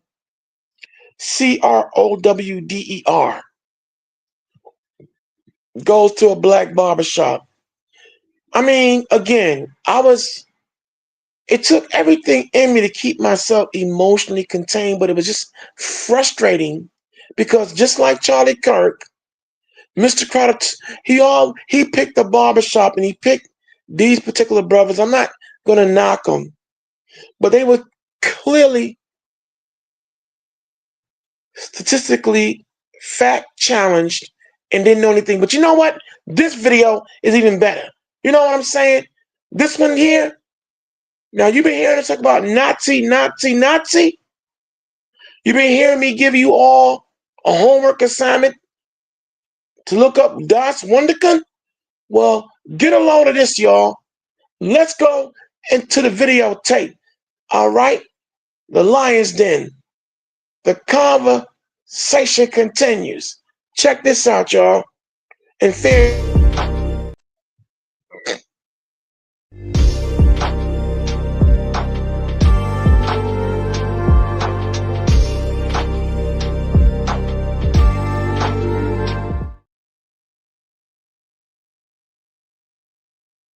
Study in their Charleston, South Carolina church. At 8:16 p.m., Dylan Roof, a self-described neo-Nazi, entered the church and attended their Bible study. After an hour into their discussion, Dylan pulled out a gun and murdered 9 people while leaving 5 unharmed. During the attack, one of the victims asked him why he was doing this, and he responded saying, quote, "I have to do it. You our women, and you're taking over the nation, and you have to go." Dylan was later arrested and convicted in 2017 of the hate crime, but the attack was far from over. In August 2017, only a few months after a judge sentenced Dylan Roof to life in prison, a group of 1,500 self-described neo-Nazis marched around Charlottesville, chanting both racist and anti-Semitic slogans. They described this Unite the Right rally as a protest in support of Dylan Roof and his actions, murdering 9 African Americans. And while counter-protests showed up, a vast majority of the people there were neo-Nazis. At the time, the world was horrified to see Nazis marching on the streets of the United States with tiki torches and chanting white nationalist slogans. But for those of us who studied World War II, it was even more horrifying to see Donald Trump, the unfortunate president at the time, say there were some very fine people on both sides. Over the past decade, you might have heard Trump and his administration use the same language that Adolf Hitler used during his rise to power. In fact, White House Deputy Chief of Staff for Policy Stephen Miller spoke at Charlie Kirk's memorial service this year and not only paraphrased, but directly quoted Joseph Goebbels' 1932 speech called "The Storm is Coming." For those who don't know, Joseph was Hitler's propaganda chief. Also, for the past decade, you might have heard Republicans screaming that liberals and fiscal conservatives like myself call everyone and everything a Nazi. Now, I'm not sure if you're aware of this, but there is an easy way to not be called a Nazi, and that's to simply not act like one. But let's hold our judgment until the end, because it's important to learn our history on what a Nazi actually is and where it came from. Its origins trace back to the end of World War I in November 1918. At the time, Germany's economy was virtually collapsed and undergoing a Great Depression, much like the United States at the same time. 3 months later, in January 1919, a group of Germans formed a political party called the German Workers' Party. They usually met in a beer hall to discuss politics and how to get their country out of a depression. Because what's a better way to figure out how to put food on the table for your family than by getting drunk at the bar with your buddies? Anyway, Germany was in dire need to reignite their economy, so this group of workers was very open to extreme ideas to turn things around quickly. At the time, one of their party members was a man named Adolf Hitler. The party loved him because he gave fiery speeches that riled up the crowd to take violent action. By February of 1920, they changed their name to the National Socialist German Workers' Party, which was later abbreviated to the Nazi Party. As a child, I was always so outgoing and was never afraid to share my feelings or express myself. However, as a young black man, it wasn't seen as acceptable. It wasn't until I lost two very important people in my life I realized I was about to explode in a negative way, and I didn't want that to affect anyone in my immediate circle. You were patient with me, you allowed me space to breathe, and over time, you helped me return to that child. So, Nazi is an abbreviation of National Socialist. Now, socialism is usually when the government owns everything. Nothing is truly yours or mine. It's considered shared property. But National Socialist believed in authoritarianism and fascism, where one leader would own everything in the country and all industries would work to support the goals of that dictator. We might call this crazy nowadays, but at the time, for a group of workers who all just lost their jobs, it wasn't so radical to them because at least they were bringing home a paycheck. A paycheck some of them apparently spent on beer instead of their families. So even when it was founded, it was based on misinformation. The name was meant to draw in those who believed in socialism, even though the party heavily sided with being a dictatorship.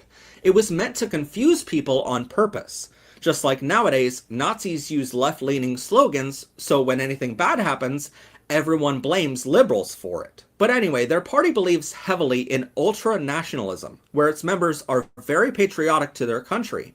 They believe everything they do is an act of patriotism, no matter if it was or wasn't supporting their country. They believe in pseudo-scientific theories which make them believe their race or religion is superior to all others, and in their early propaganda, they even wrote how their party is uniting to make Germany great again, and forming a greater Germany. You might have heard of this phrase before, but don't get ahead of me, we have a long way to go. By 1932, the Nazi Party gained so much popularity, partly because of this draw-in from socialist, that it was the largest political party in Germany's legislature.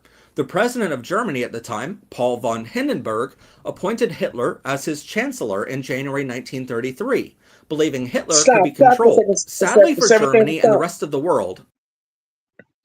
Now, brothers and sisters, those of you who were watching last night's presentation, do you remember how the seventh answer went hard body in the uncovering and the breakdown of Project 2025?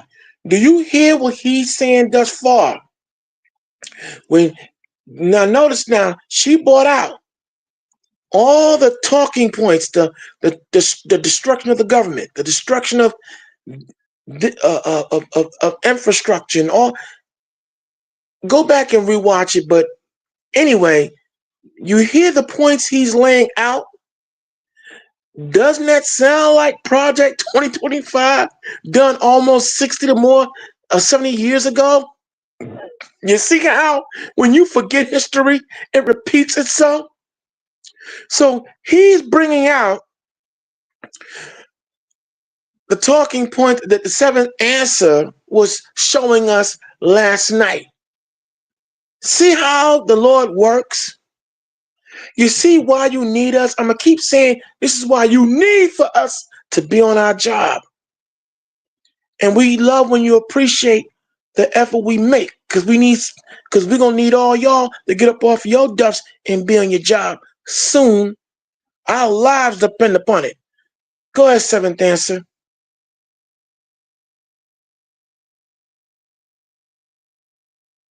President Hindenburg died in August 1934.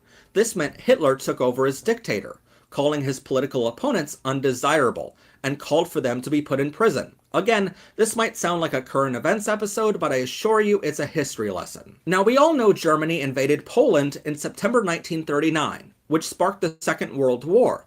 But long before that, Germany had already invaded the United States with an effort called the German-American Bund, headquartered in Chicago, Illinois. By May 1938, that group of Nazis had nearly 50 summer camps to indoctrinate German-American children. Campers wore uniforms of the Hitler Youth and carried Nazi banners. These summer camps brought in thousands of children every year, even after the United States entered World War II. Yes, there were Nazi flags being flown at summer camps on American soil while we were fighting the Nazis overseas. That goes to show you how absolute our free speech laws are in America. So Trump is going to have a hard time cracking down on hate speech against him. Speaking of which, we forgot our weekly address to... And now, brothers and sisters, let me ask you, did you hear the geographical location that he indicated where this was set up at? And what's the primary place right now this goddamn government wants to get control of so bad? Help me say it, y'all. Chicago! Do you see how history repeats itself when you forget it? You see why it's so important to be, it pays to be educated. Wow. Just wow, y'all. Go ahead, Seventh Answer. Let's go to work. Donald Trump. Fuck you. Just before Germany invaded Poland, the Nazi Party even rented out Madison Square Garden in New York City in 1939. They not only filled capacity, but had thousands of overflowing on the streets outside for a rally where they booed any mention of President Franklin D. Roosevelt and cheered Heil Hitler. One of the thousands of children to go to these summer camps was Charles Lindbergh, the same guy who was later named Time Magazine's first ever Man of the Year for making the first nonstop flight from New York to Paris in his aircraft Spirit of St. Louis.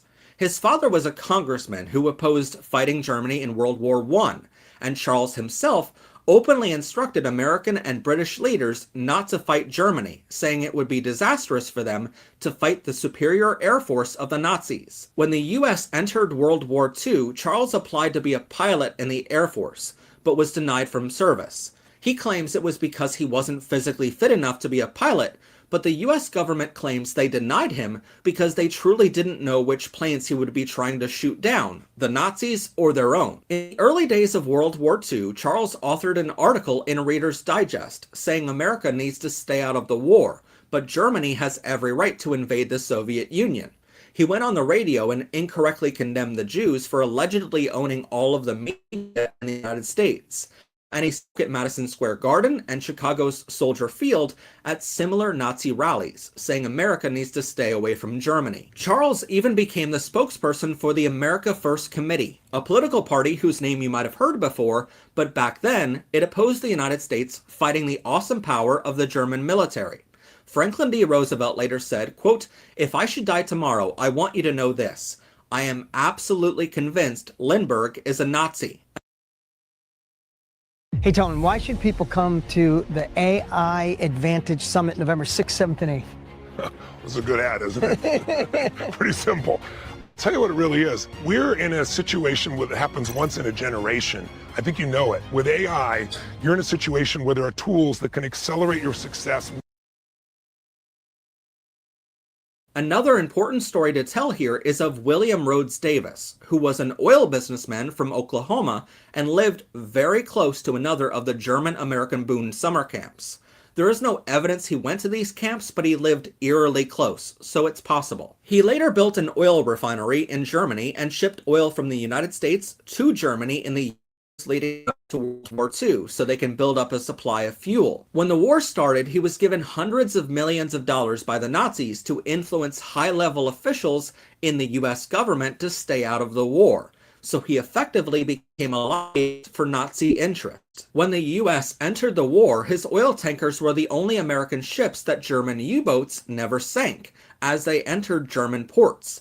It's almost like the Germans knew which boats were his. But even in December 1940, shortly before the Allied forces began their offensive attack, which led to the Nazis losing the war, William came to President FDR with a peace plan where the Germans would impose German peace on the land they already invaded, and America would back off. Luckily, FDR not only told him to eat shit, but also ordered the FBI to put him under surveillance. So why do these stories matter? Well, it shows that the Nazis were not only here in the United States long before World War II, but it shows they were celebrated. I still remember visiting the Smithsonian Air and Space Museum in Washington, D.C. when I was in school. Inside of that museum is the Spirit of St. Louis plane. That plane was actually named after a ship called the MS St. Louis, that before the Second World War carried Germans to the United States, Cuba, Great Britain, and other countries. So even its name was in honor of the Nazis. After the war started, that same ship would be used in a failed attempt to get Jews out of Germany. But our teachers taught us that Charles Lindbergh was an American hero. They left out the part where he was a Nazi and his plane was named after a Nazi ship. And that's my point. Our education system whitewashed history so much that most Americans don't know how dangerous Nazis can be. They don't know what warning signs to look out for. And that's why they don't consider themselves Nazi supporters, even as the people they support say and do Nazi things. Even Germany, the country that started all of this, learned from their mistakes in the past. They now have a series of laws which make it illegal to own or display any Nazi symbols, illegal to deny the Holocaust, and many other restrictions to prevent the movement from ever starting up again. You would assume that the United States, which just lost over 416,000 soldiers to the Nazis after World War II, would crack down on Nazi propaganda and summer camps on our own soil. This way we never had to fight Nazis again. But we did the exact opposite. Rather than cracking down on the Nazis that were already here, we welcomed in more. Shortly after the war was over, America started Operation Paperclip, which was in charge of bringing Nazi scientists and engineers over from Germany to the US to work for us instead. Those scientists and engineers helped us invent the intercontinental ballistic missiles and many other inventions America would later have. But while some of these engineers may not have believed fully in the Nazi mission, a number of them still believed in that ideology. Let me be clear, when the Allied forces found these scientists and engineers, the American military had a choice. They could capture these engineers and send them to America, forcing them to work for us instead, or they can wait for the Soviets to capture the engineers and the Soviet Union would have had those inventions. Or they could charge the engineers with war crimes and let them be executed with the Nuremberg trials. So rather than letting that talent go to waste, they brought the engineers here to the US and gave them homes to live in, food on their tables, and let them live freely, other than working on our inventions. This meant they were able to raise families and live freely in a country they were trying to kill just a few months ago. But this was just a drop in the bucket compared to the estimated number of over 10,000 Nazi war criminals who entered the United States after World War II. A vast majority of them were not engineers or scientists who were watched over by the American military to make sure they kept in line. By the late 1970s, under President Jimmy Carter, the US government formed the Office of Special Investigations that was tasked with finding Nazi war criminals hiding in the United States. The best way I can describe this is to imagine playing hide and seek, but you give your opponents 30 years to hide before you go looking for them. Most of them hid really well and were never found. Some of them died, others had started families in America and were living full lives with the freedoms and protections that our soldiers died to give them. Even for the Nazi war criminals who were captured and forced to go back to Germany, the US House of Representatives reports that they still send each of them or their successors, like children, a check every single month for about $1,500 each. This money reportedly comes out of our Social Security funds through a legal loophole that gave the US Justice Department leverage to persuade Nazi suspects to leave the US. That fund is still being paid out to this day and has so far cost American taxpayers millions of dollars. So what was the benefit of that? Well, they say that it was only a few dozen Nazi war criminals who were asked to leave America that received those millions of dollars in American taxpayer funds. That's not to mention the thousands of Hitler youth who went to German-American Bund summer camps on American soil and were indoctrinated with Nazi propaganda early in life. They all now had families of their own. This meant Nazi ideas were deeply embedded in American culture. In fact, that movement grew so much in the US that there are currently over 55 organizations across the US that proudly identify themselves as Nazis and supportive of Adolf Hitler.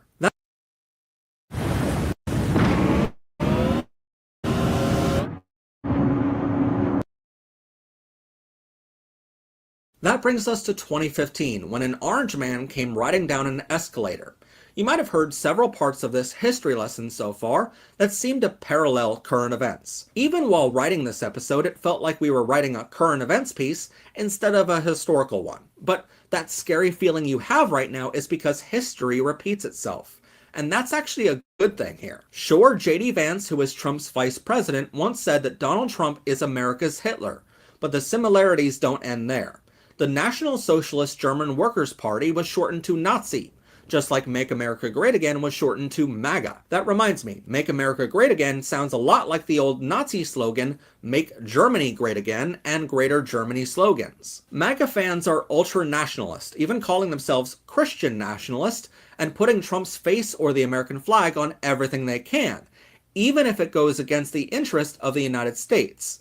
I remember vividly the images of Trump supporters holding the American flag while attacking our Capitol building in an act of treason on January 6, 2021. MAGA believes they are superior to liberals and truly think liberals drink the blood of babies in the basement of a pizza shop in Washington, D.C. to look younger. For those outside of the US who might wonder what medication those people might be on to make them believe that liberals are eating babies, let me just tell you, obviously not enough medication. Just like Hitler, Donald Trump was elected into power and was well known for giving fiery speeches that push his followers to do terrible acts of violence. Before the 2024 election, Trump even said he will become a dictator on day one, and he will be in office for a 4th term, because in his mind he never lost the 2020 election, and we are currently living through his 3rd term. Trump doesn't have summer camps, but he does have Trump Youth and Trump stores across the country. Trump even did a rally in Madison Square Garden and said holding a rally in MSG was a lifelong goal of his. Oh, and Trump also did an event in Chicago's Soldier Field too. Trump was also named Time Magazine's Man of the Year in 2024, and his father was very influential in politics too, just like Charles Lindbergh. He claims to not have any ties to other countries, but the US military and the CIA won't give him classified information, knowing Trump will just leak it to the Russians. Much like Lindbergh, Trump even started the America First Policies and Political Committee to finance his campaigns. Just like William Rhodes Davis, Trump makes millions of dollars in profit from our enemies, even though we're in the middle of wars with them. And he says that he can broker a deal of peace between Ukraine and Russia, even though the deal he proposes would massively favor Russia. In his speeches, Trump paraphrases Hitler, and his team directly quotes Nazi leadership. Just like Hitler, Trump has threatened to invade our allies in Canada and Greenland. Trump has a concentration camp in El Salvador, and even suggested on the floor of the United Nations this past month that he sends his undesirables there to be murdered. You're going to jail, or you're going back to where you came from, or perhaps even further than that. You know what that means. I want to thank the country of El Salvador for the successful and professional job they've done. While those of us, including J.D. Vance, who call Trump a Nazi, have a long list of reasons why we call him that, Republicans will be keyboard warriors, saying we're crazy for calling Trump a Nazi, while at the same time supporting every Nazi thing Trump does. Truthfully, it's because they don't know any better. Even Trump has said that smart people don't like him, but there's a reason his audience never got upset by that comment.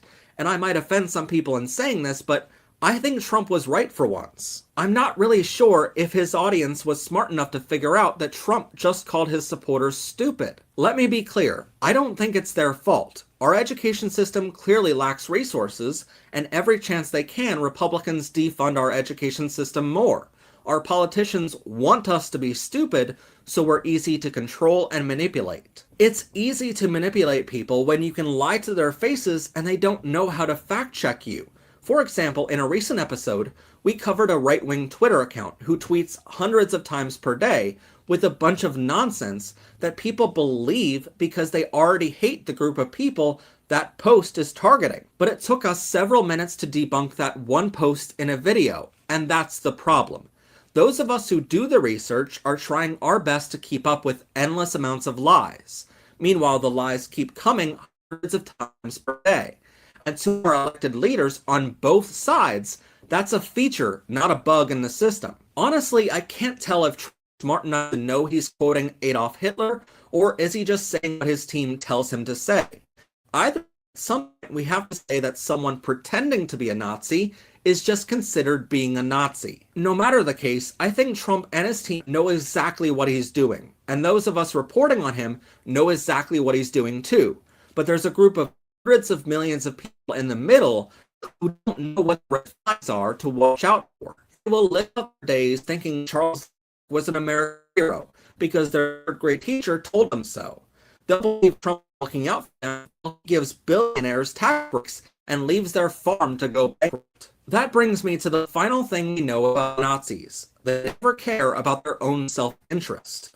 Nowadays, there are people identifying as more Nazis, who are mixed Black and Hispanic people who support Adolf Hitler's ideas, even though Hitler sent people of their race for extermination. There are gay Nazis who support Hitler, even though the pink triangle is a great symbol to help you remember that the Nazis killed over 100,000 homosexuals.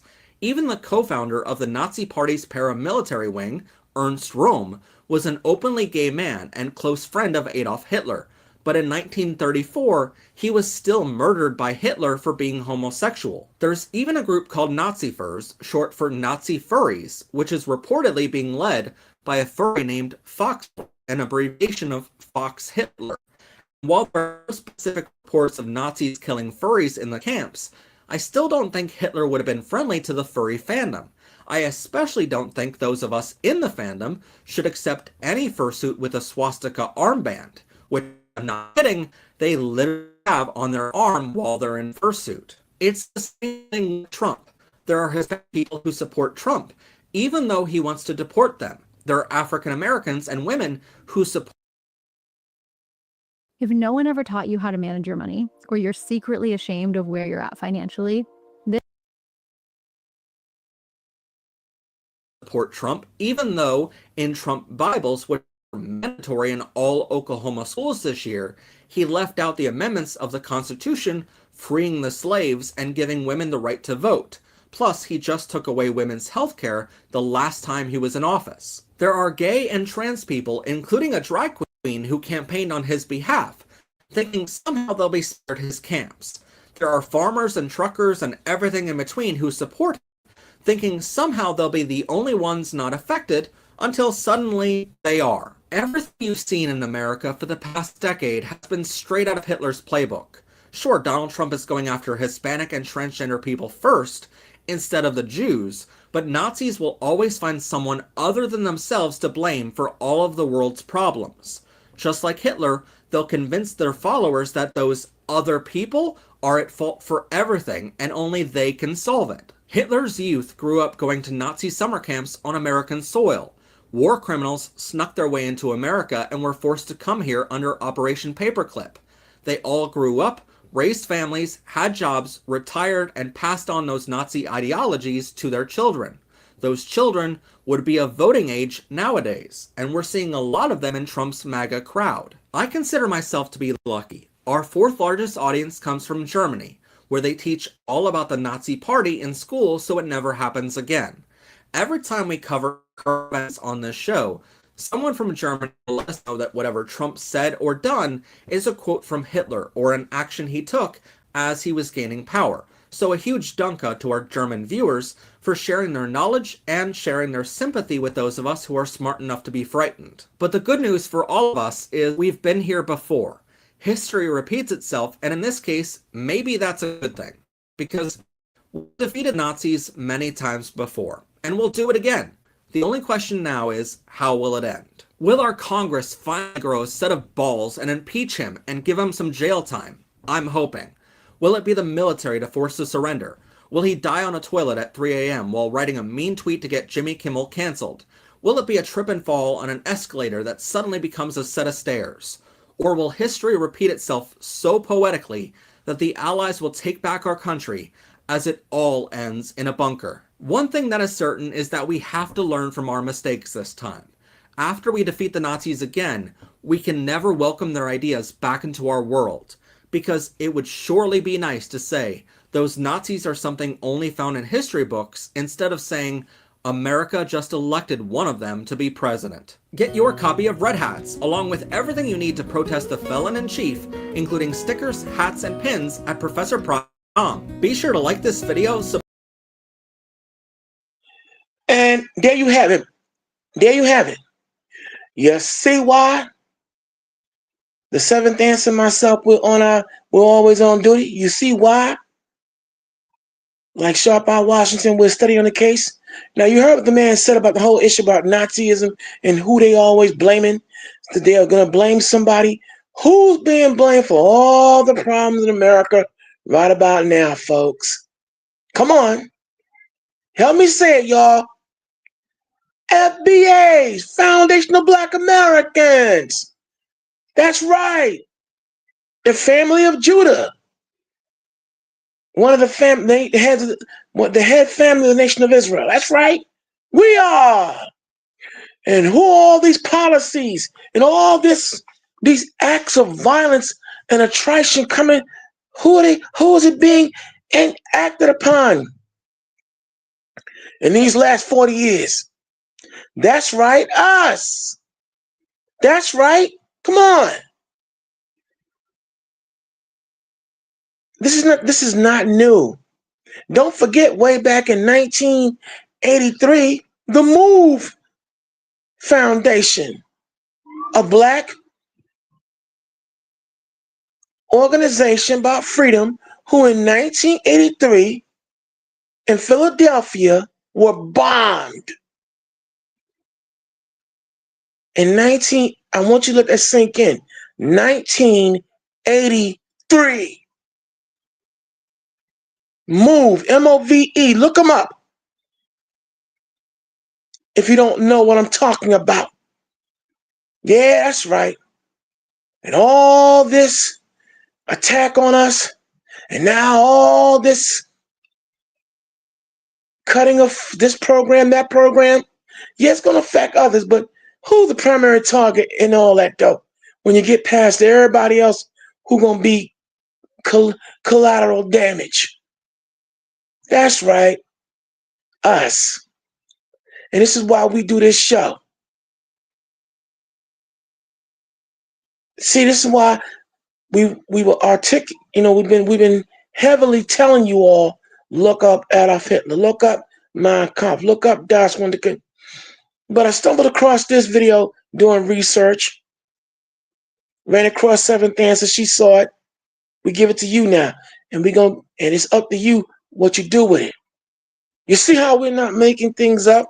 You see why it's important again when we tell you to get up off your duff and start checking things out and studying for yourself, get a notebook and pen and paper and take notes while these shows are going on, because we pride ourselves on our work and our fact finding and fact checking. Oh, now, this system, not thorough as Seventh Answer is, but I want y'all to take a peek on her breakdown and assessment of the Project 2025. I can admit I'm a little biased. Seventh Answer went a little deeper, but the sister here, her heart's still in the right place. But take a gander and listen to her breakdown on Project 2025, who the primary targets are, why she think it's going to fail or is failing, albeit we see things working. But anyway, you be the judge. Fair use, y'all. Fair use.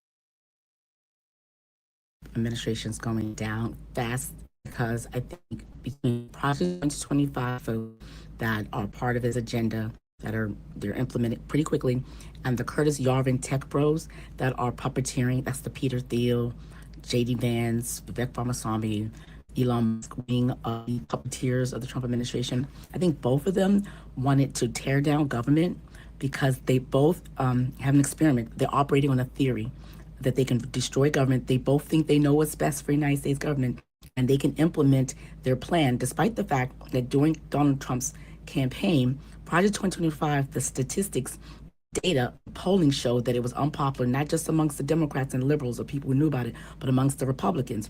And I also personally know, and a lot of the Democrats know, that it's unpopular because a lot of the time when we mentioned that Donald Trump was going to implement it, a lot of the MAGA folks was like, no, it's not. It has nothing to do with. Why would they be so adamant about trying to distance themselves and saying Donald Trump is not going to implement Project 2025 if they thought it was a good thing? Right. So they knew that it was unpopular. So when he comes into office and in 10 months he implements something that polled that was unpopular, no wonder he's underwater with all the swing states that he came in on. The 40% of Latinos who voted for him, they're leaving. The Gen Z boys who voted for him because they said it's the free speech, no war person. The techno bros, the crypto bros, he just lost them $2 trillion while he did some insider trading. So his son walked away with $80 million. He's undermining the MAGA moms because he closed out the Department of Education, Special Education Department, all the MAGA moms whose kids in special education. Like, what the hell? What do you mean?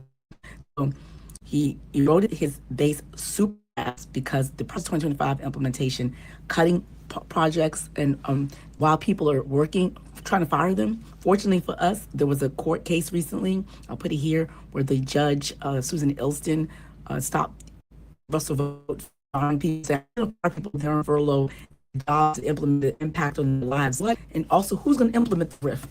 The government's closed, dumbass. So yeah, thank God for the judges and the courts that they pulled that back. And Donald Trump essentially embraced the unpopular 2025 after running away from it when he did this tweet on the White House website saying, calling Russell Vogt the Grim Reaper. And right after he sent that video, that's when Russell Vogt went and fired all those workers, including the Department of Education, Special Education Department, at the Department of Education, like cutting it. And he's been cutting ever since. The man actually perjured himself. So he's going down for minimum perjury, because I filmed when his Senate confirmation hearing, which I watched, when several senators asked him, will he not impound funds? Would he give funds that's allocated from Congress appropriately and send them off? And no, he's been seizing them, holding them back this entire time. He did it the first time. Senator Alex Padilla asked him during the confirmation hearing, and so did Senator Tim Kaine, that says, you last time impounded funds, so why should we implement it? Of course they voted against him, but again, all that we experiencing is the responsibilities on Republicans in Senate and Congress. And when they grow some balls and realize, wait a minute, his grand scheme, this experiment of Project 2025 and the Curtis Yarvin thing is not working out, and get some balls and hire some security to protect you from the crazy MAGAs that represent just 22% of the population. You are destroying the country, democracy, because of 22% of the population who are fans or disciples or cult followers of this one old, decrepit, 79-year-old, cognitively declined, racist, sexist, xenophobic, know-nothing, curmudgeon, child, grifting.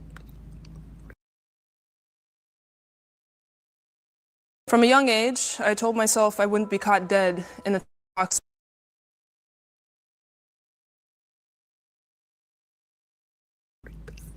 Pete, man, like that.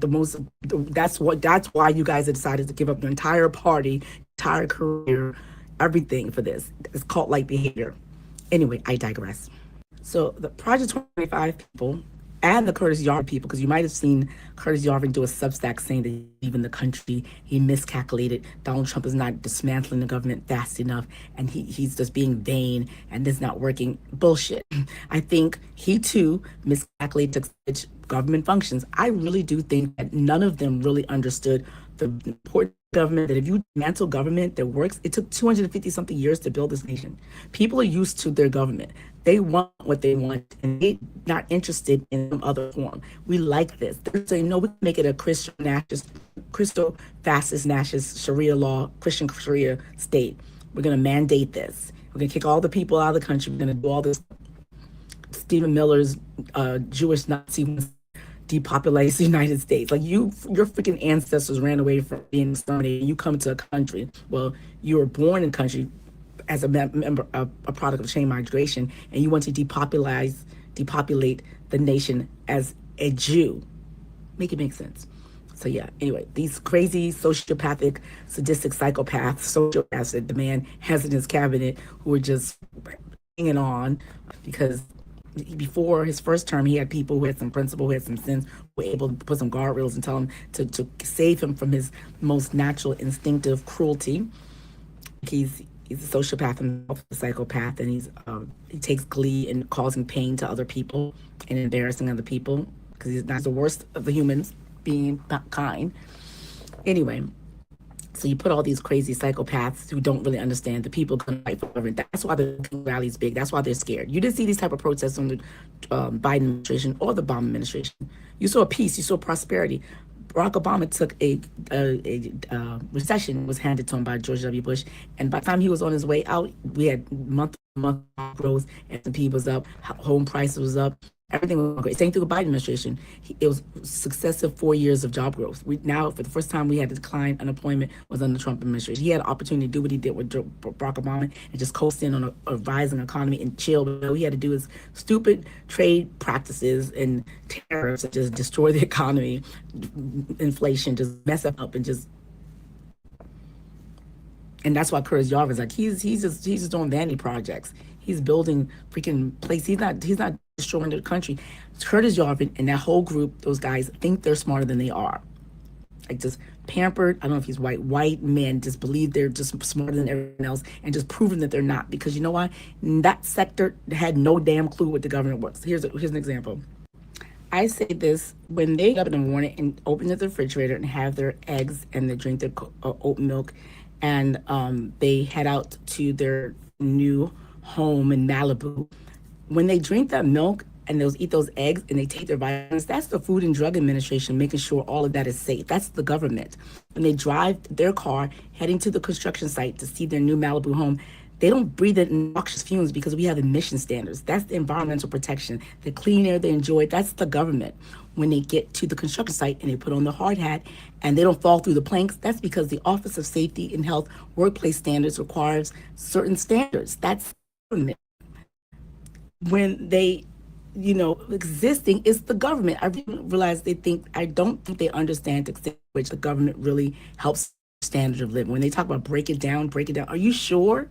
Project 2025 folks did not really understand the extent to which if you take away the CDC and cut the employees because you're so mad because you feel like they're the ones who undermined Donald Trump's first term as a shadow government bullshit, and in the middle of a measles epidemic, so we kill off the population, what are you going to rule over? That's why you have to call them back.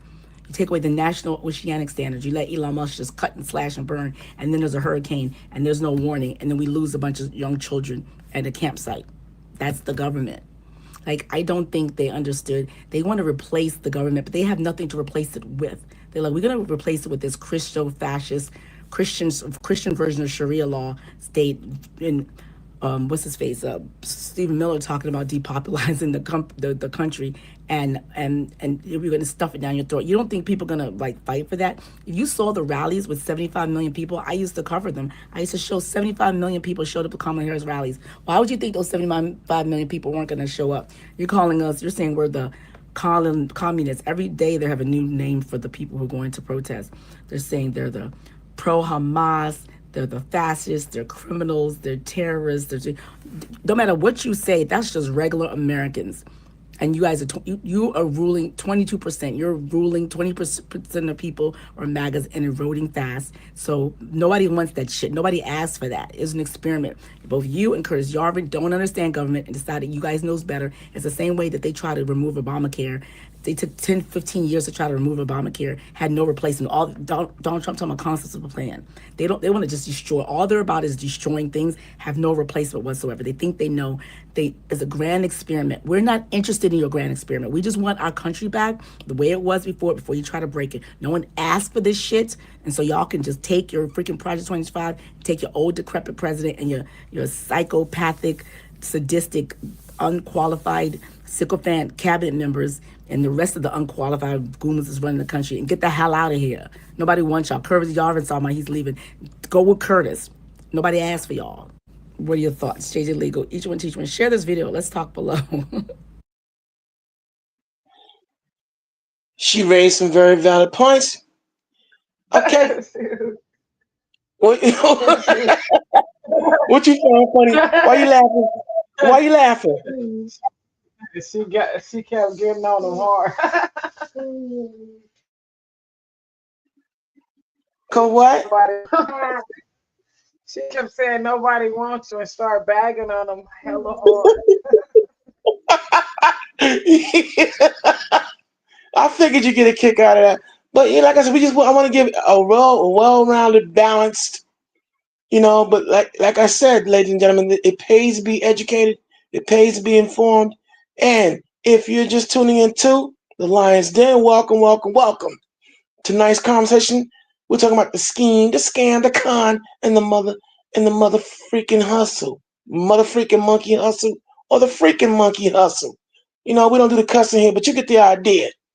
The scheme, this government, the way they're trying to reshape everything through Project 25, the scam, if you don't have to believe they're doing this for the benefit of all, here it is now. We're in the week, we're going to find out if you're going to get your EBT, your disability checks, or whatever else. The scheme, the scam, the con, that here it is, America first. Boy, they conned a lot of you. The scheme, the scam, the con, and the monkey hustle. And that is the art of the flim, flam, and skim scam. Okay.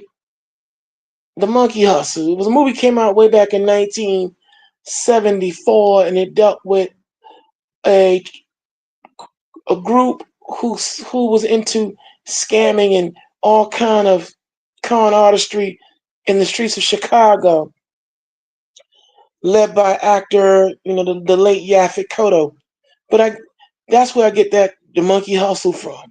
But still, you got a bunch of monkeys all up in Nazi monkeys, I'm going to add, all within this administration, running this country into the ground. But of course, starting the holy war, Armageddon, of course. And the thing is, what are we going to do about it? The time is now for us to return to our God, call upon our God.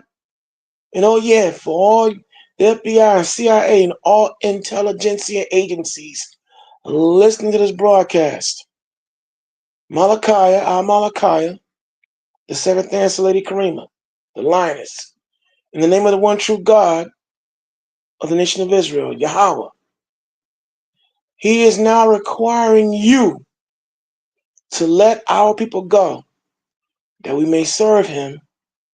And if you don't let us go, you want to harden your heart, He's coming. That's all I got to say on that issue. We can continue on. For all y'all that are tuning in, hit the like and subscribe button. All right?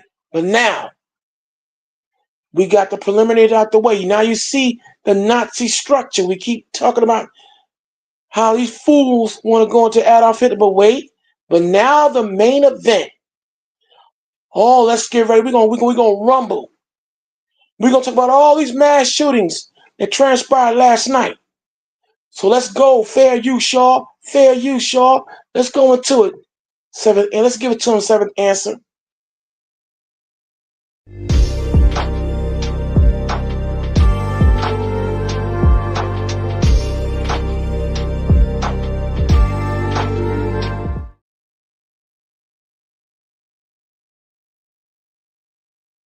China. It appears it happened at a Halloween party overnight, about 3 a.m. Robeson County, right outside of Lumberton, North Carolina, which is known as the most dangerous city in North Carolina. 150 people were at this party, 13 shot, 2 dead. I'm going to share the limited information on what happened here overnight, and then we will further discuss. Check it out. Breaking right now just into our newsroom, a mass shooting under investigation in Robeson County. 13 people shot, 2 dead after gunfire erupted at a large party near Maxton. We know several people are in critical condition this morning. Deputies say more than 150 people ran before police arrived. And right now, investigators are urging witnesses to come forward. Authorities say they do believe this was an isolated incident. All right, this is what's going on, folks. Gun horror. At least 2 dead and several critically injured after 13 gunned down in mass shooting at a party. Over 150 people gathered in the area when gunfire broke out. At least 2 people dead and several left critically injured after gunfire broke out at a party, hitting 13. The incident appeared to happen in Robeson County, North Carolina. Took place during the early morning hours of Saturday morning. Goes on to say, at this time, 13 individuals have been shot, with 2 confirmed deceased and several others critically injured. There is no current threat to the community, as it appears to have been an isolated incident. Officers from the sheriff's office and other law enforcement agencies are investigating the incident that took place on Dixon Drive outside of Maxton at around 3 a.m. Cops say there was a large party and there was more than 150 people that ran from the location after law enforcement arrived. Sheriff Bernice Wilkins said his thoughts and prayers are with the victims and their families. No information is available about the identities of those killed or injured.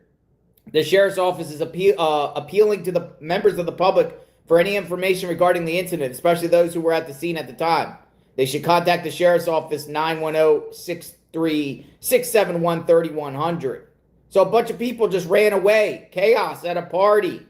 North Carolina. Whoa. Some people are posting it's a Halloween party. It was a Halloween party on Dixon Drive in Maxton, North Carolina. Looks like there was some sort of DJs and spooky costumes and outfits. Deputies are still investigating how many shooters were involved and what led to the deadly outburst. Goes on to say Jesse Locklear and his son, Namia Locklear, killed in the shooting. So this could be a victim here and another victim here. This is circulating around on the internet here with these 2 individuals as the victims here of this shooting. So Robeson County, Maxton, North Carolina. That's where it seems like this happened, and possibly here a Halloween party. Looks like some sort of DJ was there. Oh my goodness. Crazy. People enjoying themselves on Halloween and they have to be killed. Scary. Lack of information, but it appears to be some Halloween party where this incident occurred. Folks, this is becoming the new norm. Every weekend around this country, somewhere, someone is getting shot. People, groups of people, mass shootings, pop-up parties, street takeovers, now Halloween parties, homecoming football games. It's all types of craziness, large gatherings in communities all around the nation. Now it has hit North Carolina. Maxton, North Carolina, just outside Lumberton. Now, we did a report in Lumberton. That is the most dangerous city in North Carolina. It's bad there. It's very, very bad. So what in the world is going on here? Why wasn't police around at 3 a.m. when there's 150 people at a Halloween party? It's crazy. And Halloween's supposed to be fun and tradition and spooky. This is scary, folks. This is actually scary, where people are now shooting each other at Halloween parties, at a home, at a residence. Now, there's not much any footage out there whatsoever, but if they give a press conference, we'll find out if anyone gets arrested. We'll share on JLR Investigates. I'll look more into this. Our thoughts and prayers with all the victims. But who is at this party? Is it gang members? Who was allowed to come to this party? They just let anybody come? Scary, scary stuff in the middle of the night. JLR Investigates. I'll be sleuthing. Yeah, we're going to continue on, though. Like I said, I just want to just show, we're just giving you an idea now, okay? Bear in mind that most of these areas that in Black Enclave, all that these events are happening on primo land that's wanted. Okay, so it's something that we that now Yeah, hold on. from that Go ahead, Seventh the Answer. Go ahead. last show from the last show we showed with the what was that, the Gullah Geechees? Yeah, Gullah Ain't Geechee. that Go the ahead. same kind of area? But my thing is, as I'm looking at this situation, right, you know, and I'm quick thinker. I mean, I see a whole bunch of interracial people now. I see a lot of mixed young kids there, you know, mixed with a little alcohol. It's subject to, you know, now that's me. But all I see is really an incident where it may have been alcohol involved and probably some high-headed, you know, young mixed race kids acting a fool at this point in time. That's how I'm looking at it. But I see that all of them got, you know what I mean, interracial relationships. It's like, And yeah, and you know what? But you know what, Seventh Answer, you may be on to something, because you know what? Beside that being primo land, let's not forget though, there's still elements out who feel some kind of way about white girls climbing up all on black boys. You know, we ain't gonna pretend. We're not gonna pretend. So yo, you may be on to something. I'm just saying. We're gonna continue on now. Let's go to the next. Let's give them the next mass shooting. But go ahead. You want to make another point? Go ahead. Well, y'all just stand by. I'm sorry. Go ahead. I'm just saying, you know, it's some other stuff going on over there. This is what I'm at. It's 150, you know, party poopers, right? If it was all black people, the police would have been on the block, shutting it down, up and down, all the way in that house, dancing with their asses. You understand what I'm saying? So I'm not there. It's crazy. But anyways. All right. Like I said, that is still a developing story, so we may get the logistics and breakdowns. But I just know that I happen to, you know, come out the Carolinas, and that's one of them, and that's a hotbed of land, you know, and you know, black owned or seemingly black owned and black occupied.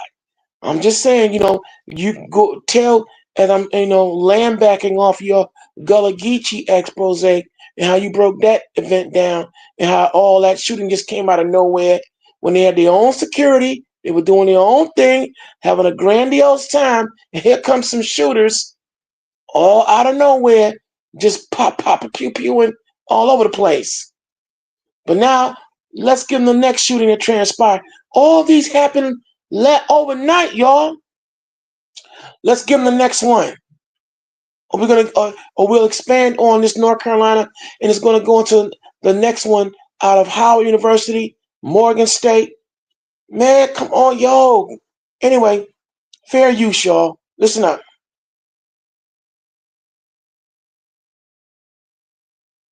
Good evening. You're watching Queen City News after the game. I'm Robin Kennedy.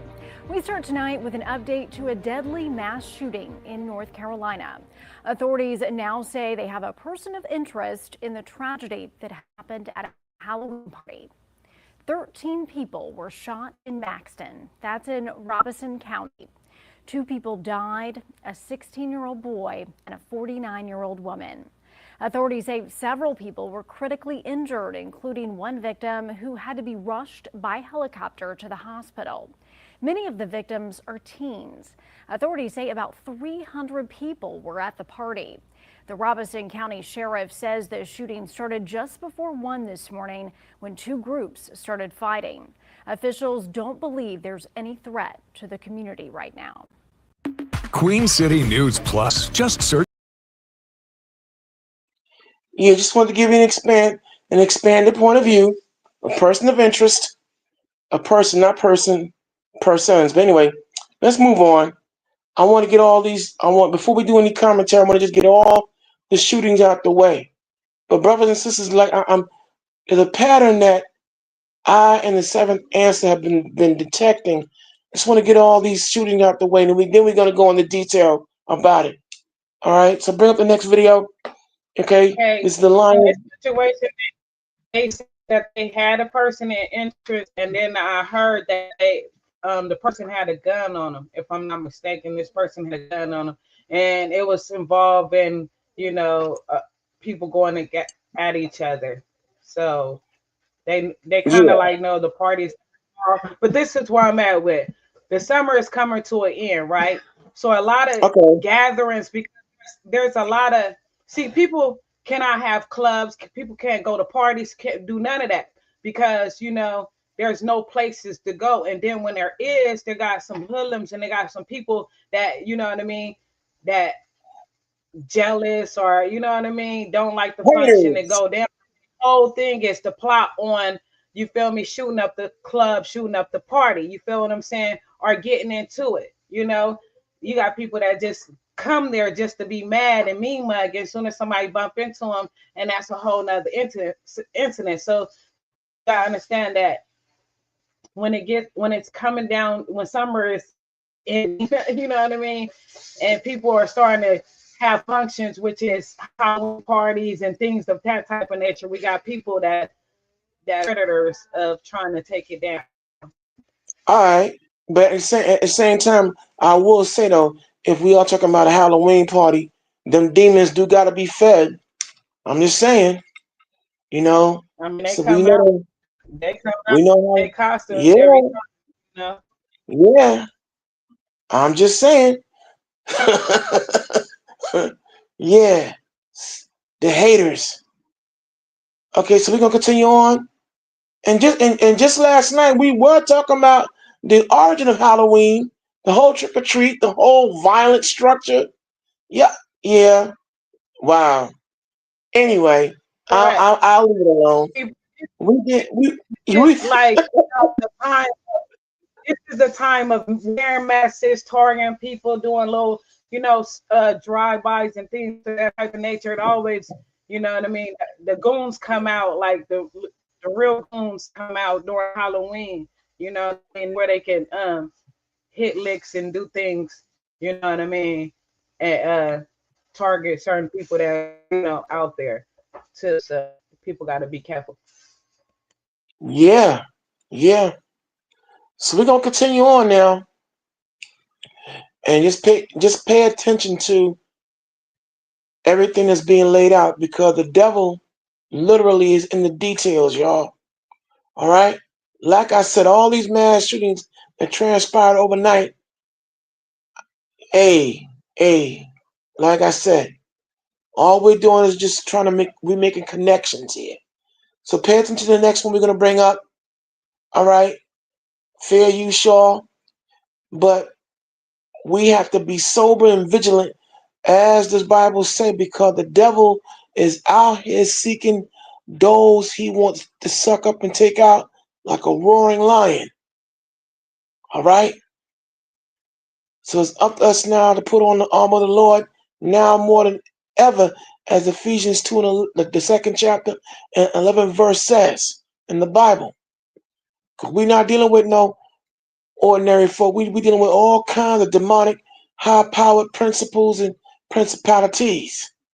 So as the second answer, seventh answer is bringing up the next video of the next mass shooting again.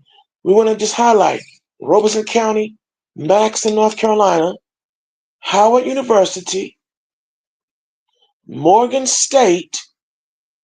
Then there was one out in Texas as well. All right, we just that is way too much of a coincidence. But it's a pattern we're trying to deduct, and we're going to bring out, as we continue on with the conversation. Let's see who's talking right about now. Okay, most of you are listening right now, which is cool. But Salaya Ben Yah, what's going on? Jay Snake, what up, man? We have Dr. Enoy Page, and we had Vivian Johnson. Shalom to you too earlier on. You know, many of you now relegated is listening. And that's good too. That's a good thing as well. All right. And again, you're now tuning to the Lion's Den. You have myself, Dark Storm, on deck along with the seventh answer, the Lioness, Lady Karima. And we always find it pleasurable to be able to give you all the information, spiritual food, and information that you need, as this is our calling. Now, okay, yeah, let's just get it in, y'all. Let's just get it in. Because like I said, so much is happening. Fair use, y'all, fair use. Check this out.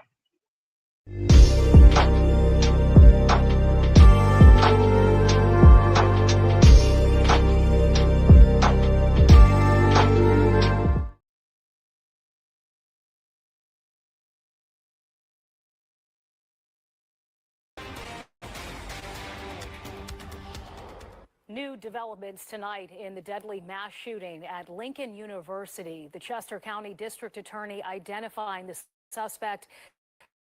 They have in custody, and the young man killed. 6 an alum. This is the 10 o'clock news. I'm Sheba Russell. The suspect is charged with a gun offense as authorities investigate whether that firearm was used in the shooting and how many people may have been involved. The FBI is now part of the probe. Our Kelly Rule reports. The Chester County District Attorney identified the victim killed in the shooting as a 25-year-old Delaware man. Of the 6 other victims, he says one is a current student, one is an alum, and the rest are not directly affiliated with the university. All we saw was people running. So once we seen people running, we started running. A snapshot of the chaos at Lincoln University last night following a shooting that broke out during homecoming celebrations. The gunfire injured 6 people and killed a 25-year-old man, Juwan Jeffers, from Wilmington, Delaware. The Chester County District Attorney now urging anyone with videos like this to send them in as they continue to investigate. We are in this for the long haul. And we're going to make sure that this campus is absolutely to ruin homecoming weekend with gunfire are held accountable. Today, the DA announced the arrest of a Wilmington man, Zacchaeus Morgan Thompson, for carrying a concealed firearm without a license. Court documents say an officer saw Morgan Thompson with a handgun he claimed to be his mother's. I cannot confirm, however, right now at this time, whether or not the gun that was found to do before we can confirm or deny that. We're operating under the belief that the shooter or shooters in this case did not come here with a specific design to cause a... Shooters broke out during a jam-packed post-football game tailgate party. The aftermath still visible today as investigators, which includes the FBI, comb for evidence. That parking lot is large.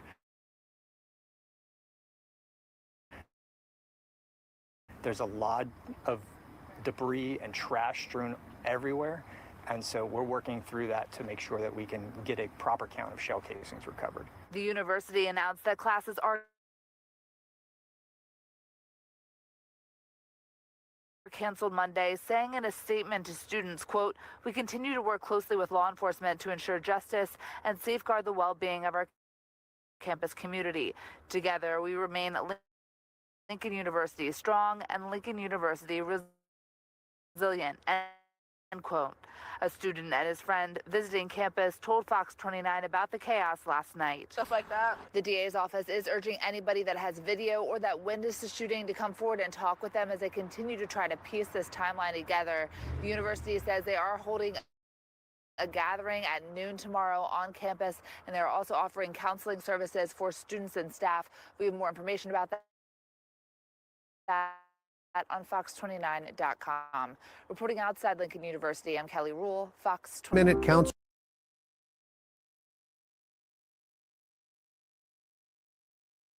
Yeah, that was Lincoln University. I forgot to mention that one. But as you can see, yeah, it's bad out here.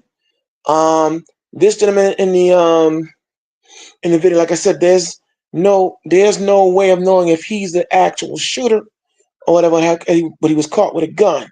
But my point, we're going to continue on. I want to get all these videos out the way, and then we're going to start talking about it.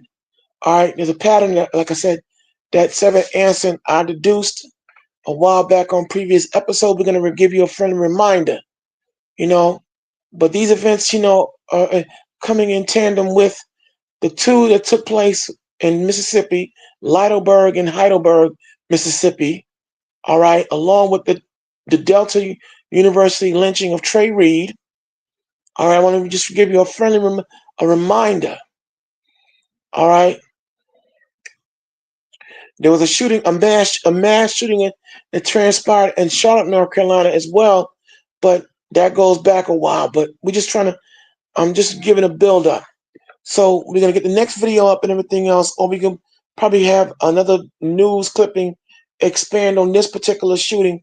But like I said, that's a lot of mass shootings to be done in one night, and all at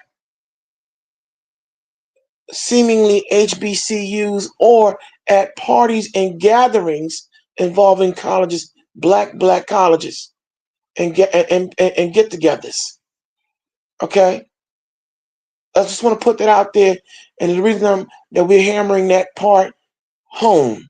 All right, so you can bring up the next video when you're ready, Seventh Answer, because again, we were talking about on previous episodes, and Seventh Answer went in hardcore about MK Ultra mind control. And the whole ominous, and it's terrifying in its thought that there are a lot of people out here, as we talked about the closing of mental health institutions, or people who are severely under mental health, psychotic episodes, and other other battles within that spectrum, who could be or are being used as potential weapons and unleashed on an unsuspecting public. As the Seventh Answer did show videos about people who, or their families, were testifying that their family members were indeed found to have probes or something else in their bodies to influence them to be out here, a literal menace to society. It's just something that we want you to consider, because these are not just random events, and also these events are okay, Scooby Dooby Doo. Okay, all right, Asiatic. I don't know what you're trying to say, but okay, moving on. If you're saying we're meddling, yeah, we're meddling. We're the meddling adults in all these events that are going on. We ain't got no Scooby snacks, but we got the facts. All right, but moving on. My thing is, these attacks are coming on or around this climate of hate that have been directed at HBCUs or black majority colleges right after Charlie Kirk's assassination, and threats that were being made about potential attacks by MAGA or agents used by MAGA to come in and do their dirty work. And now these attacks are just happening all of a sudden. Okay? And they're not random. Because see, when something happens in succession, back to back, and in the same serial order, a serial occurrence, that's called a pattern.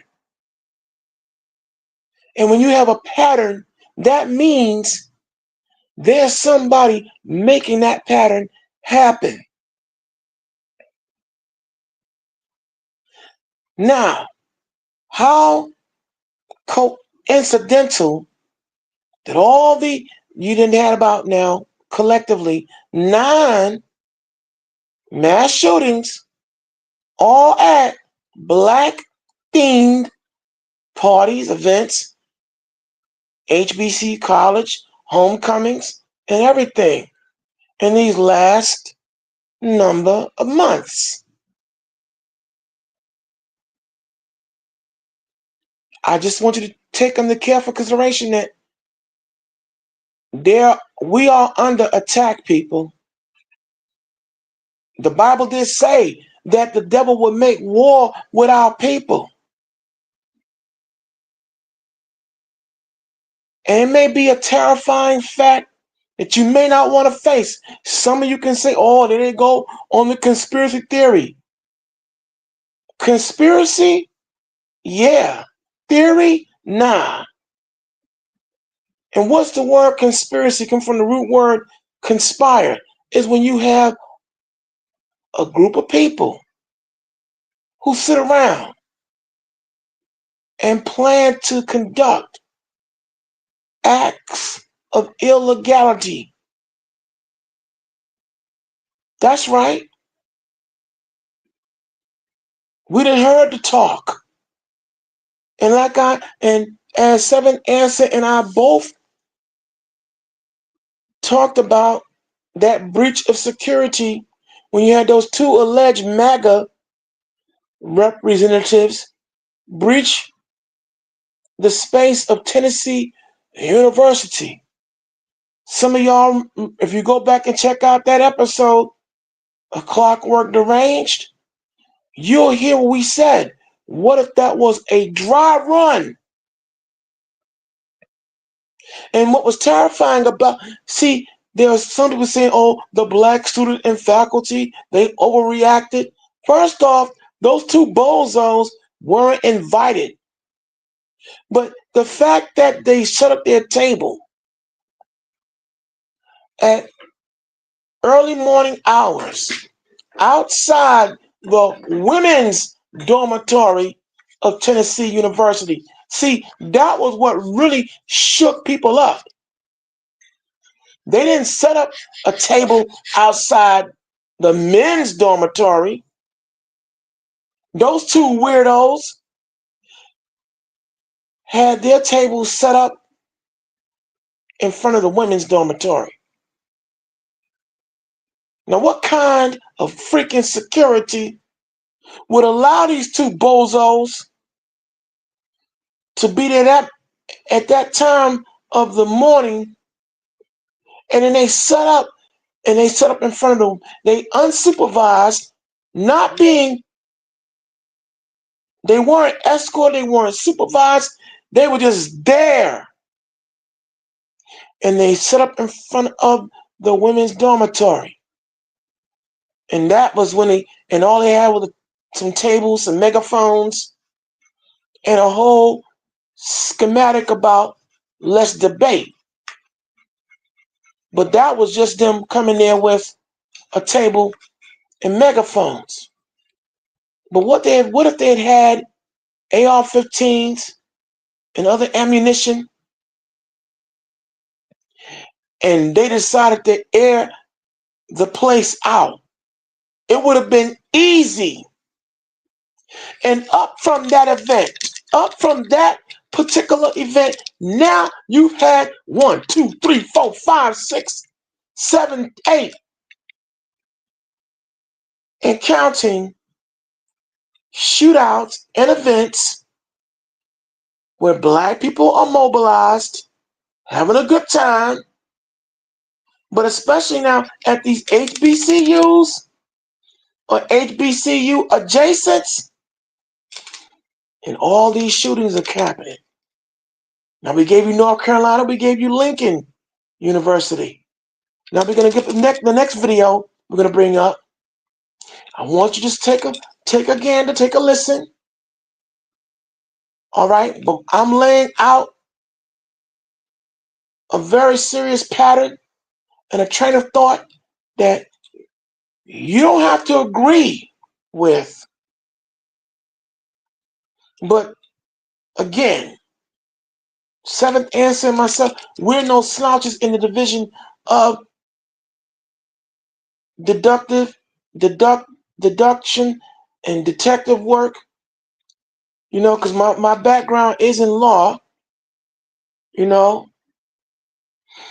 I'm a certified paralegal for the state of New York, and I also have a certification in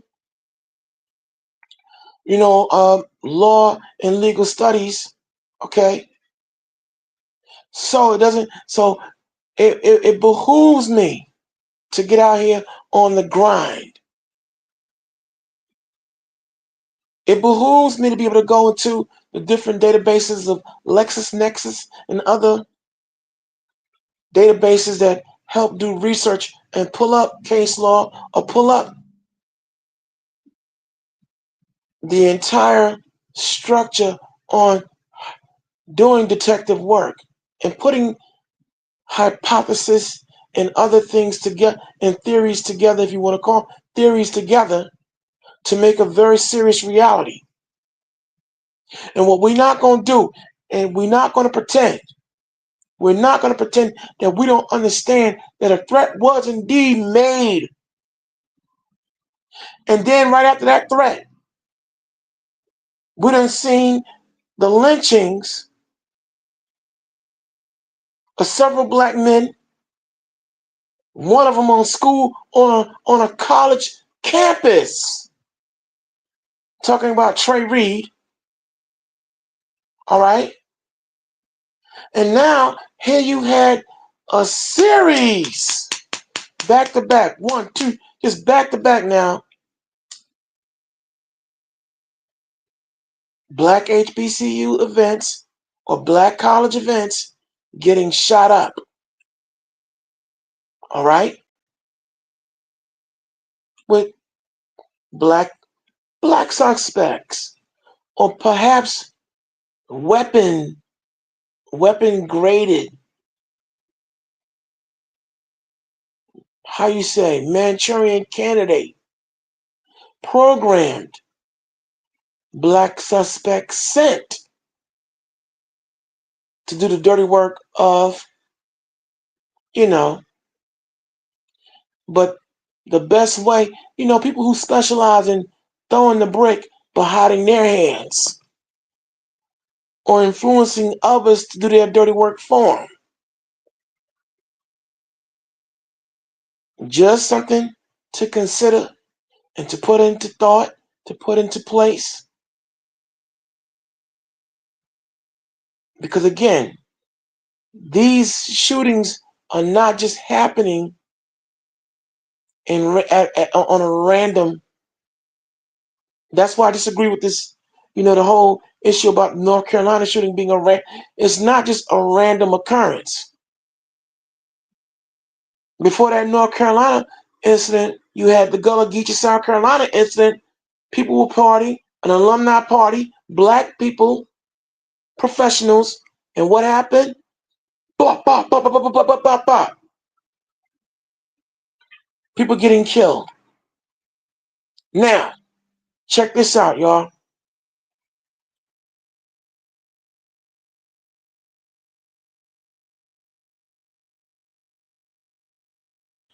Yeah, what? The material, put it like this, the material says something in your body. Yeah, what?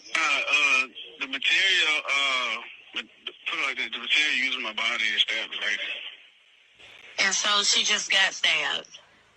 Yeah, that's not me. I'm talking about just for no reason. But since they did that, now they got to investigate the material my body is supposed to. Since they want to do all that, now they got to investigate. She's from the Ukraine. She's from Russia. And, they got a war. They had a war going on against the United States. So I'm just trying to understand, out of all people, why her? I don't have nothing. They just laugh. So you said something in your body did what? Nah, the material, put it like this, the material using my body is stabbed like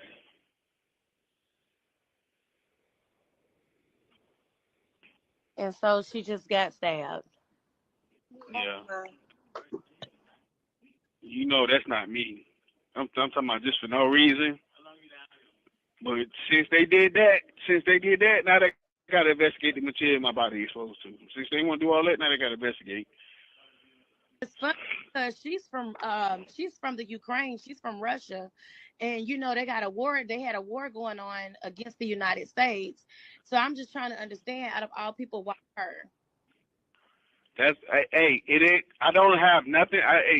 They just lashed out on her. That's what happened. They lashed out on her. Whoever was working the album, whoever was working the material, whoever was working the material, they Said something in your body. Did what? The material, put it like this, the material using my body is stabbed, right? And so she just got stabbed. Yeah, you know that's not me.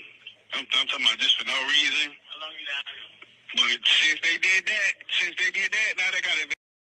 A capitalist every single brain waves, all the changes in their neurons, and plugging them into that system. So then the brain thinks for them. The artificial brain thinks for them. The artificial brain, creates the neuronal firing of the experience, and brain waves, all the changes in their neurons. I want you down on your knees, but He saw my reaction to it, then he kind of lightened up on it. And he was like, the Dantana is dark, and it's the candle on the table. Operations for about 40 years. Government, and it was actually because he had a good attorney, despite the fact that there were multiple witnesses that said Aquino may jump. Heinrich Himmler was a bird which still preserves Heinrich Himmler's ritual chambers. Theodor Witt, or my honor, stabilizing the United States insurgency and operations, functioning as a counterinsurgency and infiltration operation aimed at destabilizing the United States and other industrialized nations. I give the CIA a total credit for sponsoring and initiating the entire consciousness movement, counterculture events of the 1960s. History will judge the role of the CIA and other intelligence agencies in unwittingly contributing to the counterculture of the 60s through their intense interest in LSD and other hallucinogenics. But for the moment at least, the argument can be made that the CIA helped usher in. He grew up with that in case there was an accident. Commander of the Gulf Fleet in the Gulf of Tonkin, his son was never attacked. It was an actual, literal false flag to enable the U.S. to declare war on Vietnam. So Jim Morrison's dad was involved in the false flag of the Gulf of Tonkin. After talking to Kevin, I started looking into Laurel Canyon. I drove down Laurel Canyon to Hollywood almost daily when I moved out there. And I never knew that there was an old Air Force base called Lookout Mountain Air Force Base at the top of Laurel Canyon. And what's funny is, if you do the history of it, it's owned today by a guy named Jared Leto. Another tactic developed out of the MK Ultra project was the use of compromise and control.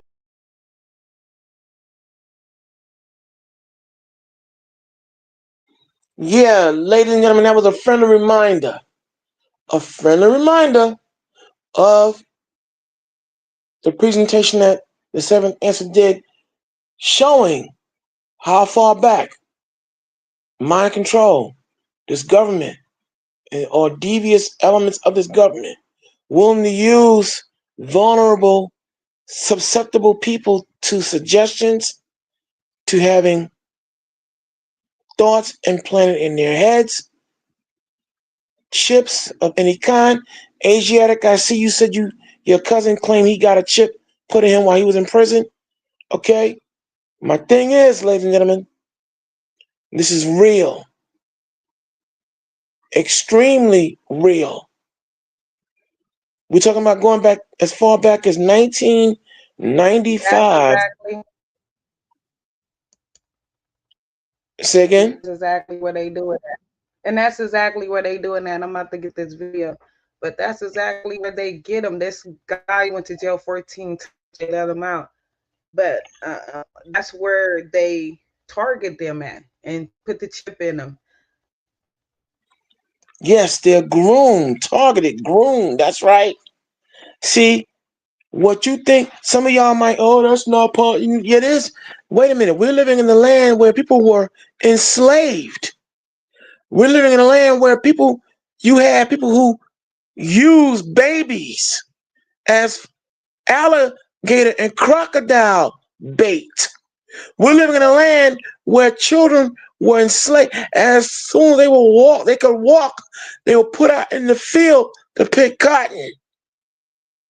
We're living in a land where people were water hosed, burned, beaten, had dogs sicked upon them by individuals who were mad because they were demanding and clamoring and fighting for their freedom. So don't sit up here and talk about, oh, that's conspiracy theory. Conspiracy theory, my butt, man. Don't be dumb to think that they wouldn't. Wait, we're living in a land where assassinations of leaders, of real leaders, transpired too. And you don't think they wouldn't stoop to the level of using people who are mentally in the depths of madness as a weapon? Wait, have you forgotten the Tuskegee experiment? Where syphilis experimented on unsuspecting people? Have you forgotten Margaret Sanger, who used the black clergy to influence black women to kill their unborn children in the name of abortion? Have you forgotten? Moving on.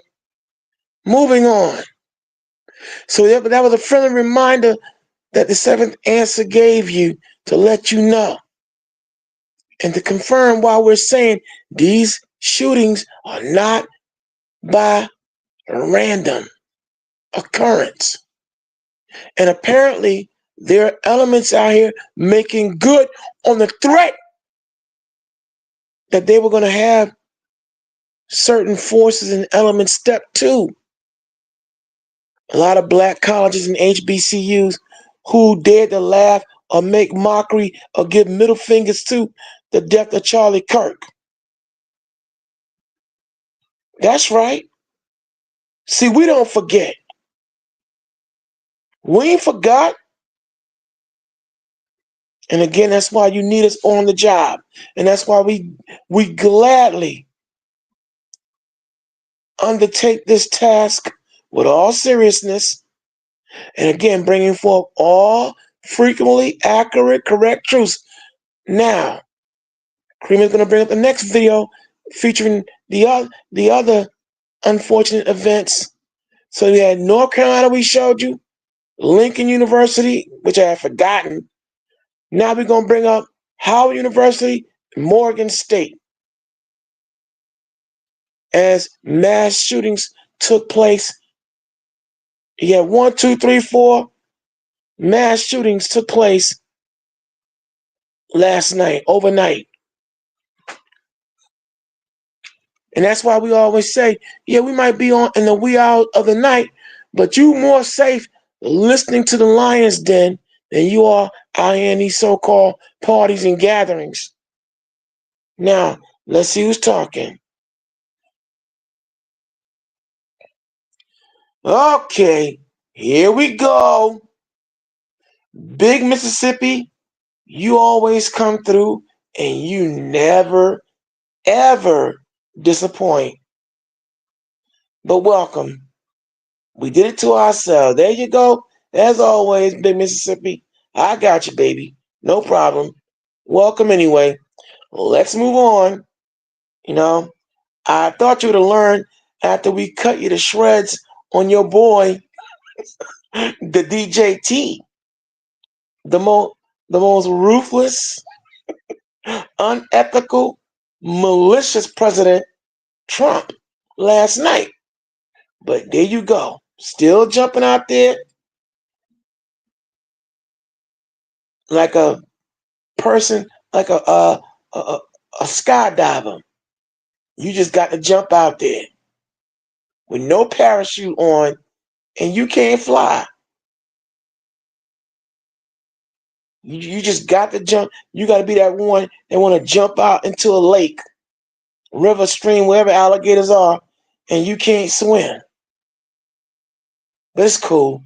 So bring up the next video, seventh answer, and we're gonna get ready to bring all this to a close. But for those of you who like the facts, those of you who can handle the facts,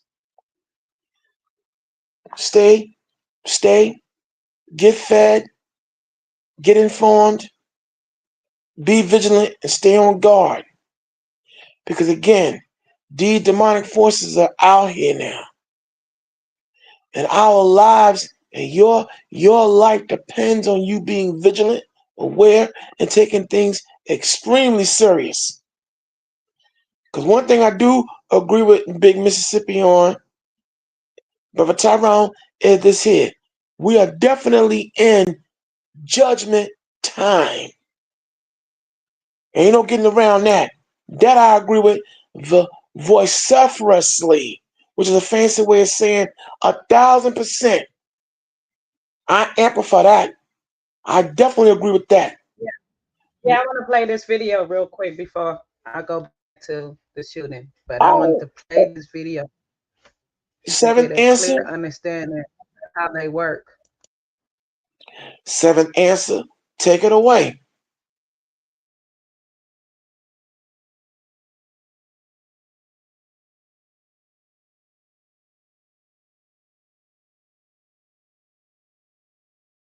Video before. Hold on.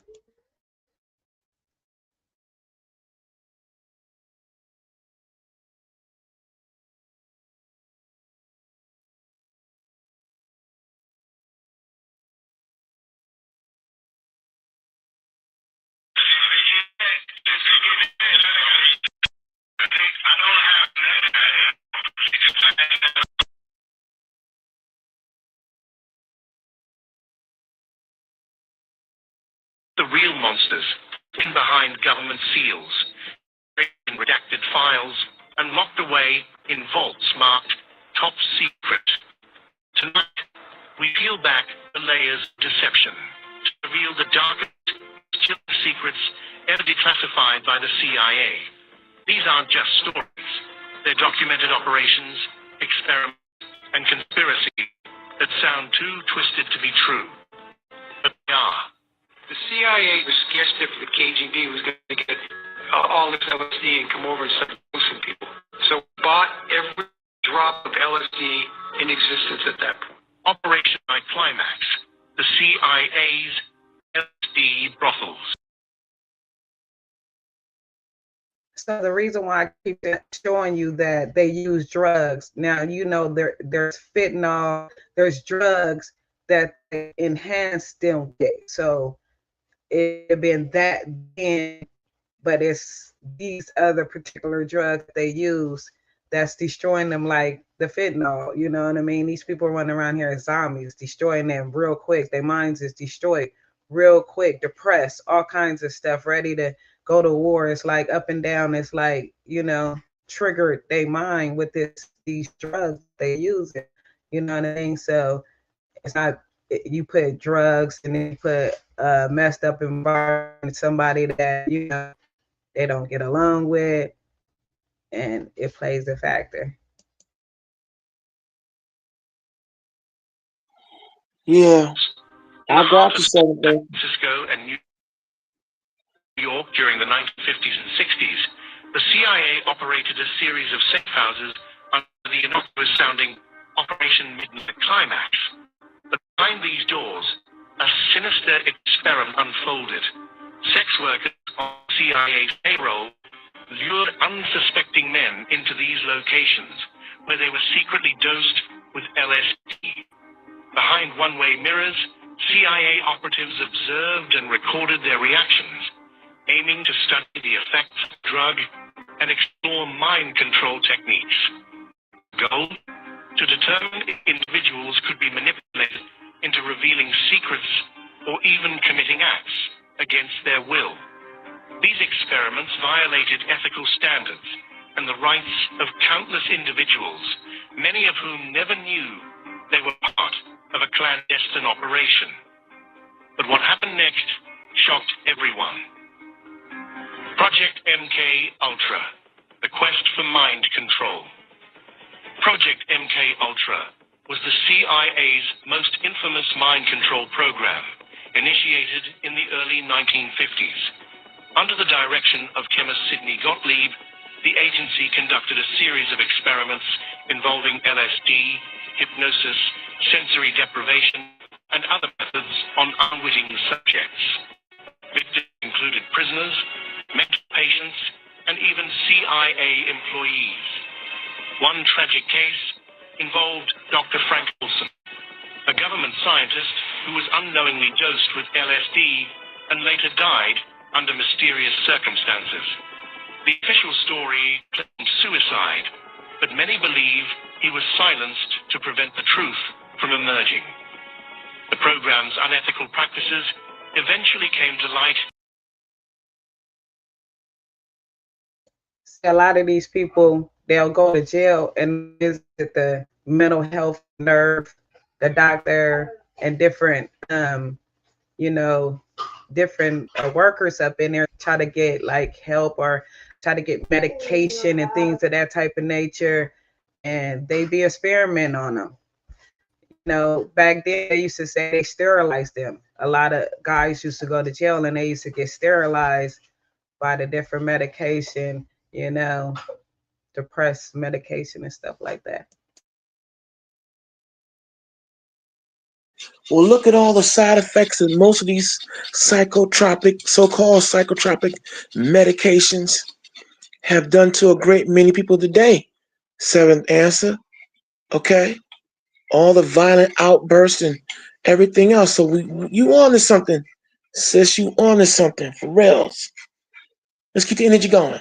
Oh my God. In the 1970s, leading to public outrage and congressional hearings. Yet many details remain shrouded in secrecy, leaving us to wonder, how deep did the rabbit hole go? Project Artichoke, can you create an assassin? Before MK Ultra, there was Project Artichoke. Launched in 1951, this CIA initiative aimed to determine whether individuals could be compelled to commit assassinations against their will. Using hypnosis, forced addiction, and psychological manipulation, the agency explored the boundaries of human control. Now, every time somebody, when they question the psychopath that actually commit a crime, a heinous crime, they always say they hear these voices in their head, you know what I mean? And the voices told them to do this. This be the mind control. This be the, the microwave, frequency that's sent to their brains to have them in this condition, you know what I mean? First they gang stalk them, and then, you know what I mean, after a while they start planting seeds in their head, which is conversations. They always say that they hear voices, they hear certain things, and they told them to do this. Yeah. Don't forget, like, you know what? When you just had me just go, when you just talked about it, I thought about the 1994-95 installment of Batman, where Val Kilmer was Batman, and the late Val Kilmer, and he went up against Jim Carrey, who wound up being the Riddler. But the invention that Jim Carrey created, a microwave, it was like a blender, but it was a microwave, but it could read your mind. And then Bruce Wayne told him, nah, I don't like your invention. That could be used to go ahead on and control people to do things they ought not to do. And you, Mr. Edward Enigma, that invention yours could be very unethical. And then, of course, Jim Carrey was, went nuts and and went against him because Bruce Wayne shut his invention down and the funding for it. My point is, though, when you just brought up the microwave, I thought about that movie and the power that Jim Carrey's invention had. Let's go ahead on. Keeping it going. They got technology, you know what I mean? They got surveillance everywhere. They could tap into surveillance. They could tap into, like, the guy, he was on the bus, you know what I mean? So they everywhere. So you look how they got the surveillance all of a sudden, you know what I mean? Anything else when it comes to solving black crimes, there's no cameras. But look how when it comes to heinous crimes that they, you know what I mean, have a whole detail, a blueprint of, from his step, from, the person's step to front, to beginning to end. So at the end of the day, it's like he's on camera, they watching him, they surveilling him, they got him, under some kind of trend, because you can hear him, you can see him mumbling some things as if he's talking to them, to something, and they're telling him, you know what I mean, to do it, and he looking like, no, you know what I mean, like he was trying to fight against it, but you know what I mean, they kept talking to him and they kept talking. So as you can see, he's ducking down and he's confirming to them that's the person. So they knew, like, his sister is on point. That was the person that actually voice recorded him in the jailhouse secretly, voice recorded. And he said that, but she was smart because she put things together. Like, this is a political stunt. Usually they do that. They do that with the gangs. Larry Hoover. You know what I mean? They did that. They do the government do that type of stuff so they can get fundings. They act like they take down, the big criminals, serial killers, and things of that type of nature. Be the superhero of things that they create. But like I said, they are creating these weapons and they acting like it's just, somebody just, went crazy. But no, actually is a weapon. They've been monitoring him. He's been in and out of prison 14 times. They actually released him. His mother was like, why is he released? Because he's already crazy. And it's another story that I was just telling you about this lady. She got arrested for unaliving her daughter, but the husband called the baby daddy called the police and had her admitted into the hospital because she was saying crazy things. The son even said that, she was following him and, he found that kind of crazy things, but the husband, it's a black couple. The husband admitted her and called the police. They admitted her into the hospital. They released her. Now, mind you, they medicated her enough. She admitted that, she had things, in her head and she hear these voices. They let her go. And I don't know why the husband left the child with her, but she ended up unaliving that child. But when they questioned her about why did she do this, her response was, voices in her head told her to do it. Yeah. Now, mind you, she just got the mental hospital. I'm pretty sure, she hearing these voices, but they be hearing voices for a long time. It just don't randomly come up. They be hearing voices for a long time, and drugs and alcohol enhance it to make them, act these crimes out. And they know, the government knows who they're using. They building these weapons, Operation Paperclip, they had where they was using the military. They was, building weapons out of the military officials, having them drugged up or, bugged up, and going to commit heinous crimes and things of that nature. But like I said, the government was watching this man. He ain't lying. They put a chip in this man. I don't think they actually put a chip in him. I believe that they alter his mind by just even, the sleep, the medication and things of that nature. And because she said that he was in and out of the jail, and he went to the mental hospital and things of that nature. So these are the places that they get these people at. You know, they easily to target them because they already don't even want to be in their own mind in these certain places. So they're easily, you know, manipulated by drugs and you know, different testing. They just be like, okay, you want to be a test and you can get time off your sentence by, you know, performing in this type of study or Right, this type experiment, right. you know. So yeah. Got you. Whoa. One chilling question posed in a declassified memo. Can we get control of an individual to the point where he will do our bidding against his will and even against fundamental laws of nature, such as self-preservation?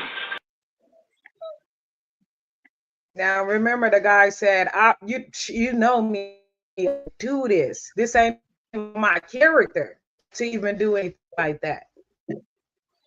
Well, you know the thing is, and I agree. And what would be the benefit of him? Okay, how would he know this girl is from Ukraine in the first place? How would he know that a random white girl? How would he know where she's from? That's another thing that I was looking at. How did he know exactly where they told me where she was from? No. Why he didn't attack the black woman that was sitting right there already? Why was he didn't attack somebody that was already there first? You see what I'm saying? He knew his target. They woke that chip up in him, the device or whatever, at that point in time. They was watching him on camera, surveilling him, you know. And if we have time before the other video, I'm gonna show you these different devices and how they use the you know, the cameras and the different audio and things of that nature, frequency, radio, you know what I mean, music. I just showed you the frequency and music, a frequency in Jurassic Park. Right. In a movie, there's a frequency in that you don't even know, that you can't even hear, but it's a frequency every time you watch that movie. Okay.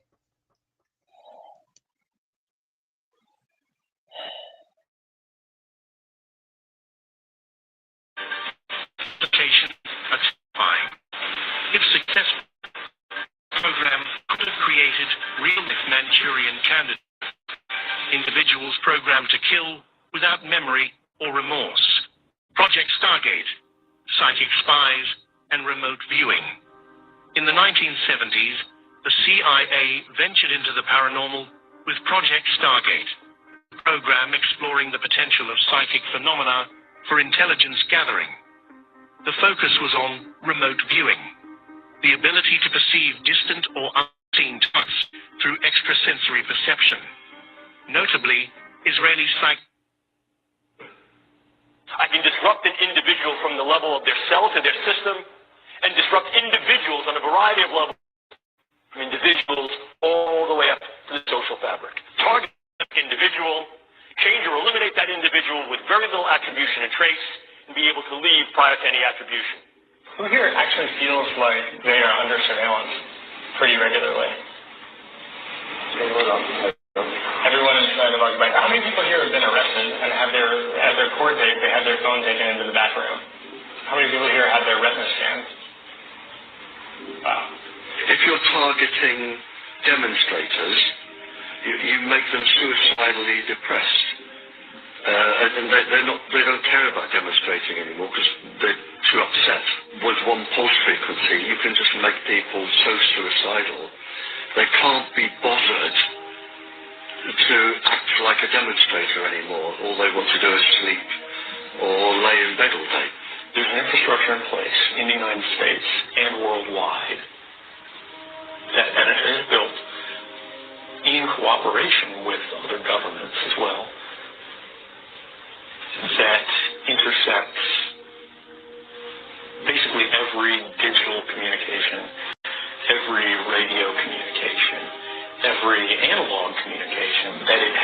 sensors in place to detect. If they can't get it through the internet, through the tapping of the lines or anything like that, through a commercial means, and they're unsure about you, they can get it by close access means, coming in and actually bugging your house or bugging your, or putting monitors in your system, in your house or on your computer. They can use your computer video to look back at you, or they can monitor within a certain distance the keystrokes you're making on your computer or what you're putting on your computer screen.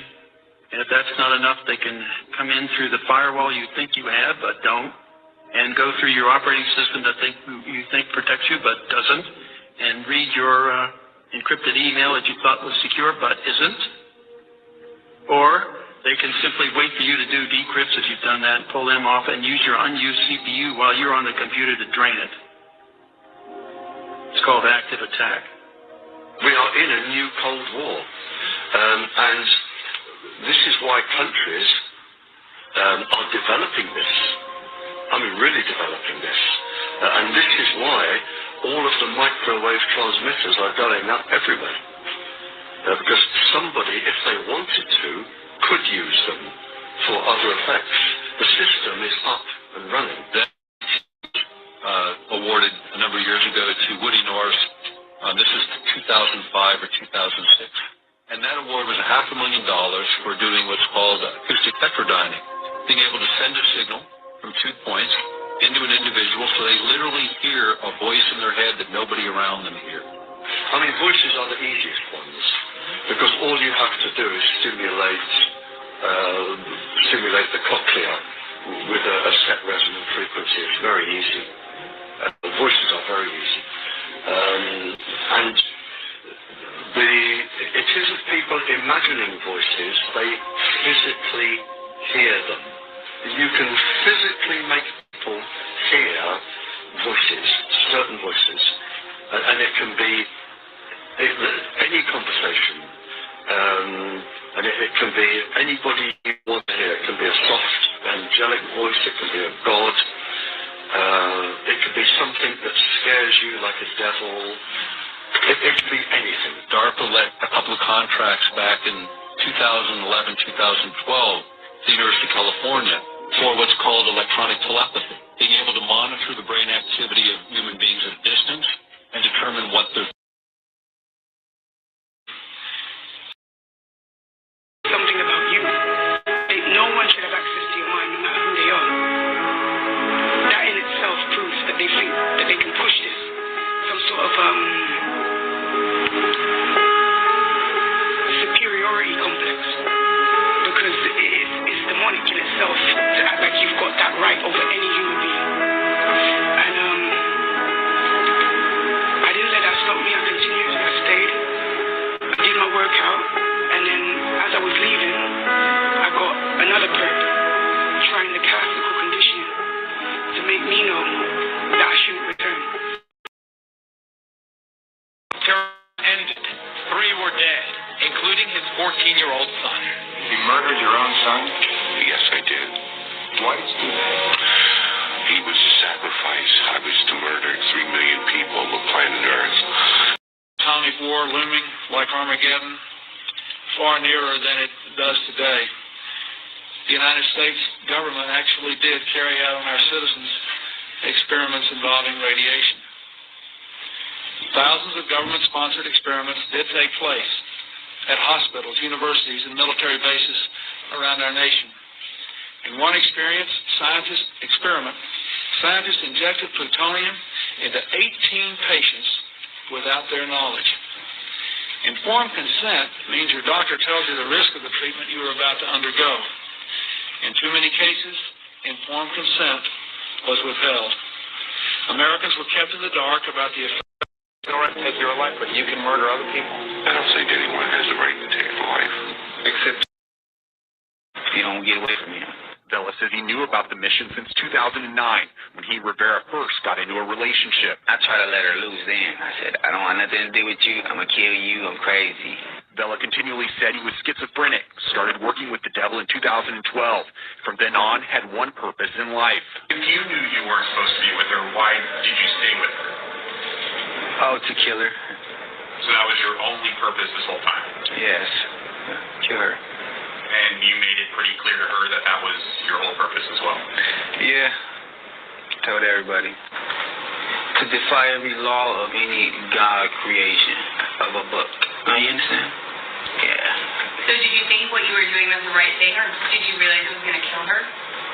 Well, we quite, as a team, you know, from extraterrestrial to religion to science, understand the voyage of telepathy and some. Yeah, as you can see, ain't no theory involved in this, but just straight up conspiracy. Do you see? See why we go and we do what we do? You see why we have to continue to be on the job, and we make sure we bring all these things to your attention, ladies and gentlemen, because see, we're dealing with some demons walking with earthly feet out here, and they've had their reign for far too long as far as I'm concerned. But now you understand why we say that these shootings and everything that you see going on and all these attacks on our people are not just random. They're deliberate. Even some of these maniacs disguised as law enforcement are being programmed to do what they're doing. And why do you think they get away with it? Why do you think that there are laws and everything else in play to help and assist them get away with these killings? Because they were sent to do it, programmed to do it. Yeah, that's right. So we're just uncovering everything.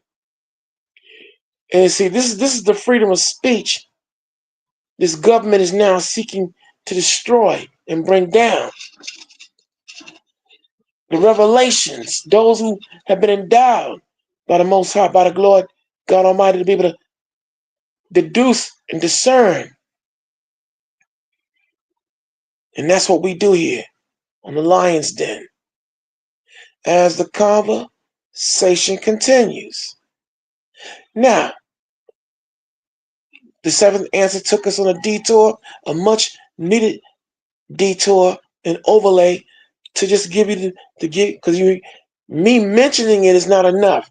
You're being able to see the things she's unearthed and uncovered now will give you much more ammunition to understand why we're saying these shootings that we're seeing. And here it is, North Carolina, Lincoln University, Morgan State, Howard University, all in one night. Come on, y'all. Come on. Yeah, when you saying that they control the device, I wanted to show them that you're not just talking. Like there's really people, and there's plenty. Like we can go all night with showing you devices and connections and people pulling them out themselves, pulling devices out of them, pulling devices out of their shoes, pulling devices out, like for real. There you go. So we're going to continue on. We're going to give you these next spate of shootings that transpired overnight, and, the conversation continues, y'all.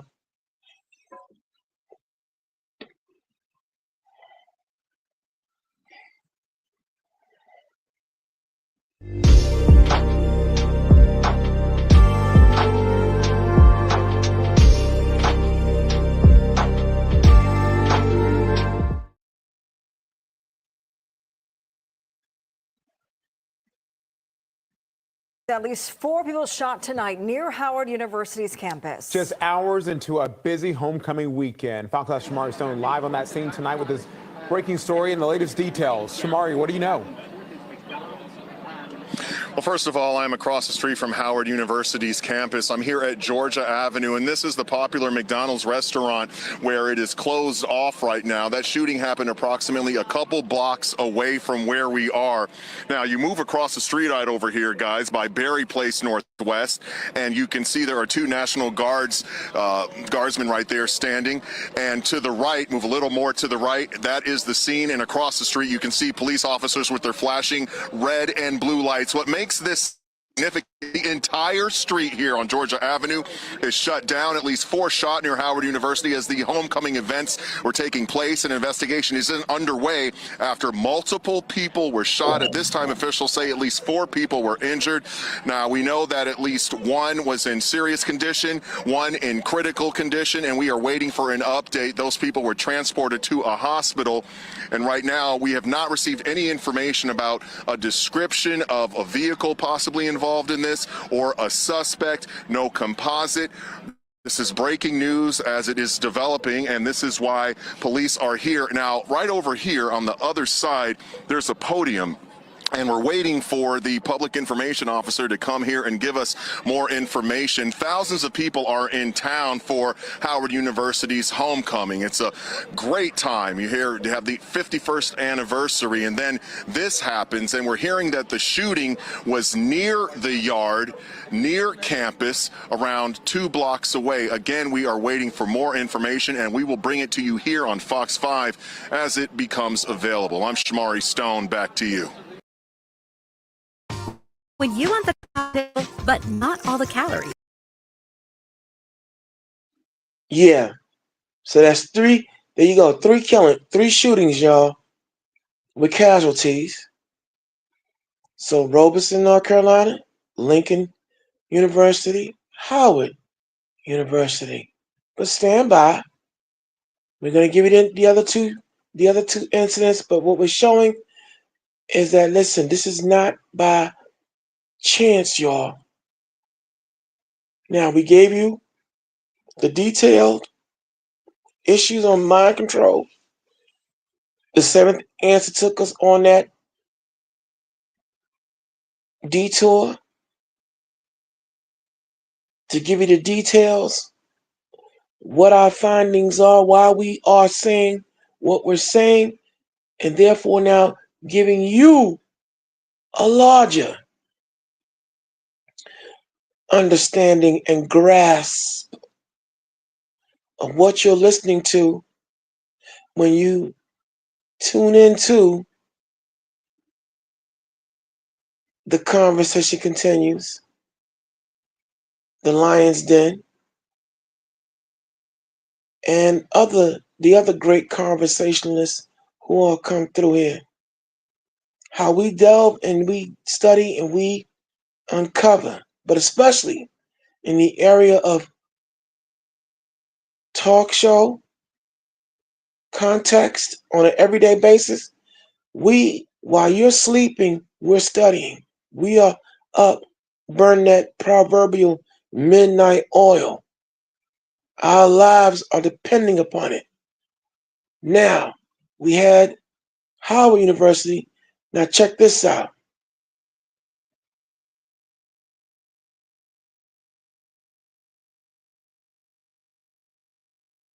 Morgan State University, a historically black college in Baltimore. They say 5 people were shot and that 4 of them are students at the university. All the victims are expected to survive. The shooter or shooters fled and remain on the loose. The shooting happened near a police station at 9:30 last night. Officers found windows shattered and put the campus on lockdown, believing there was an active shooter. SWAT teams combed each building for hours, eventually giving the all clear. Baltimore Mayor Brandon Scott says students should not fear being on campus. It's not okay for it to happen on our streets. It's not okay for it to happen anywhere in a country that prides itself in being the leader of the free world. We're talking about epidemics of gun violence and mental health that have to be addressed. Classes at Morgan State are canceled for today to allow for counseling. Now to that stunning. So you heard what that. Go ahead. Exactly. Guns and mental health. Then you're dealing with it's like time bomb. There you go, seventh answer. I ain't got to say no more. There should be one more. Okay? And we're going to just bring it home. But brothers and sisters, say again? Right next to the police station. Oh, yeah. You know what? I am being late. You peeped that. Hold up. Right next to the police station, yo. And wait a minute. Hold up. All the videos you showed, we were talking about people who were in prison, people who were in jail, people who were sent. So now, what are the odds this shooter had the gumption to pull this off, shoot down 5 people right next to the police precinct, right? And they weren't on point enough to react fast enough. Right, but you seen that was a camera right there too. Oh yeah. They showed the camera. They didn't see nothing about it. Oh yeah. Okay. Damn. All right. I'm just saying. But we just look. Everything. Ain't that much coincidence in the world. But let's keep the energy going. It should be one more. I think I gave you. Wait. I think we may have covered them all, but just see if there's one more. If not, then we've covered them all. But brothers and sisters, like I said, these attacks on us are not random. And now more than ever, especially those of us who are believers, our prayers have to be much more firm and stronger, even though we fighting off the ropes when it comes to the area of faith. But this is it, y'all. This is not a joke, nor is it a game.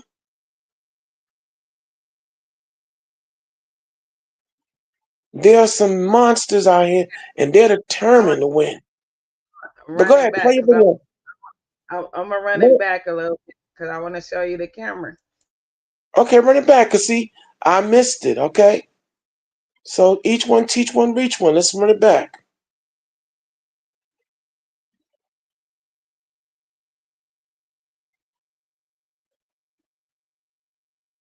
You're circling. Oh, hey yo! Wow.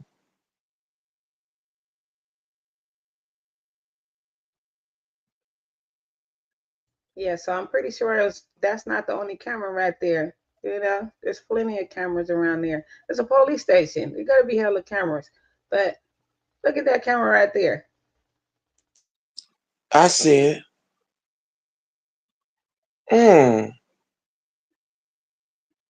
Damn, man. Anyway, wow.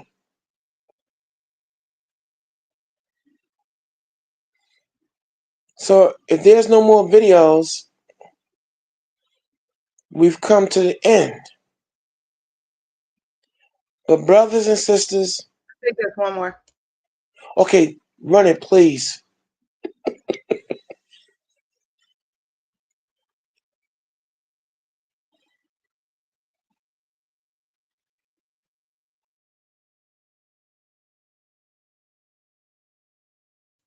It's the same video, but it's a different take of it.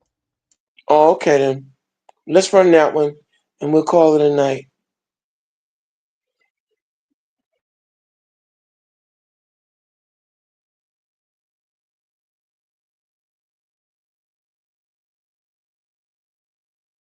Morgan State University. Turning now to a shooting overnight at a historically black college. Police say at least 5 people were shot at a dorm on the campus of Morgan State University in Baltimore. They are expected to survive, which is good news. Authorities do not know how many shooters were involved. Nicole Skenga is at Morgan State for us. Nicole, good morning. Good morning, Nate. This campus, home to about 9,000 students, was on lockdown for 3 hours last night. Just hours before shots rang out, students gathered for their annual homecoming coronation ceremony, an event that kicks off homecoming week. Now instead, it will be remembered by students as a tragedy. I got a shot out window, it appears. It's these shattered windows at a dorm building that led police to believe chaos was unfolding on campus Tuesday night. Multiple windows shattered made our officers believe possibly we had an active shooter. Law enforcement says campus police heard the first shots around 9:25 Tuesday night. Minutes later, they found 5 victims. 4 of those are students. This unfortunate and unacceptable tragedy joins, as we know, a long line of colleges and schools. We have to stop saying not one more. Police say the shooting took place outside of Thurgood Marshall Hall, but officers seen here were going door to door, scanning rooms in that dorm while students were sheltered in place. While a shooter still remains on the loose, officials remain firm that the campus is safe. They cleared every single floor twice. And after that, we realized the campus was most likely safe. The shooter was nowhere around that we could find. Families were just taking pictures with their children who won events. As soon as we were walking, we started just hearing the shots go off. Nasir was attending a packed coronation ceremony, part of a ritual in the run-up to the school's homecoming week. He says it was just across the street from the gunfire. I was shaken up by it. 2 bullet holes went through the glass windows. I heard them as they were going by, so I was really just praying that I could get inside safely. And it's a scene all too familiar for students here, as there were shooting incidents during homecoming weekend last year and in 2021. Meanwhile, classes are canceled today. As for the rest of homecoming week, well, it's still up in the air. We do know that FBI is assisting in this investigation. Tony? Well, thank you very much. And there you have it, brothers and sisters. Now, we've given you a thorough rundown and breakdown on what we are dealing with out here.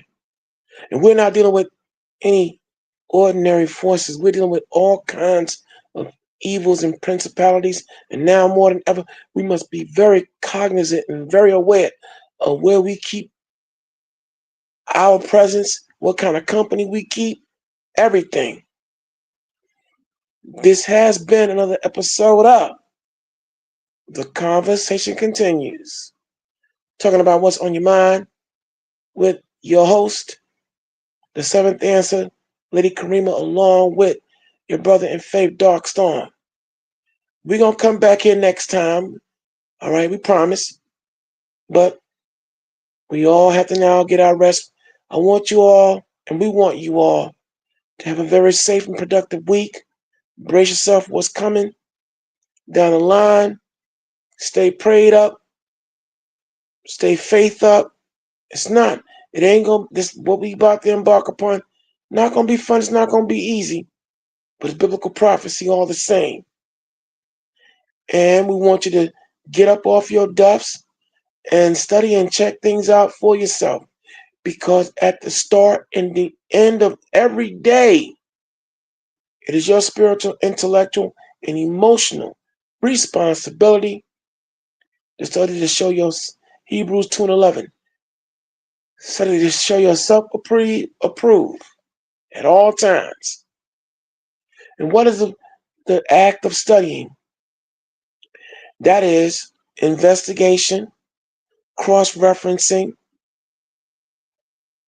fact-checking, fact-finding, consulting with other voices that are out there, and then making a final conclusion.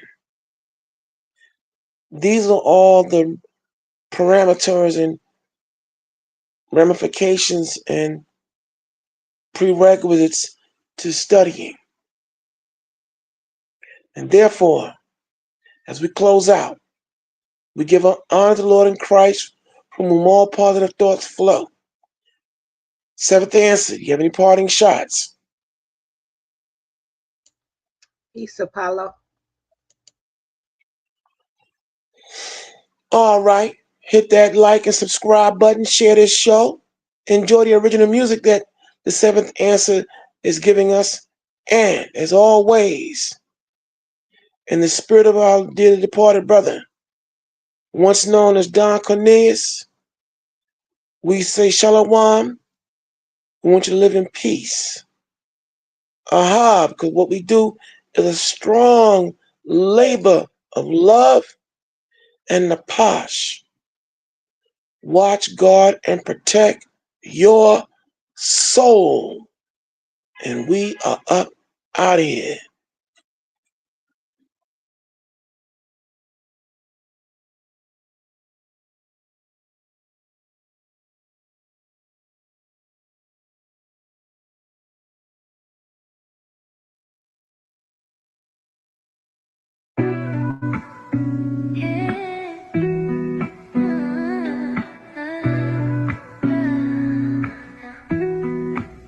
Sucker free is about distancing myself from negative influences and toxic people who lack conviction more.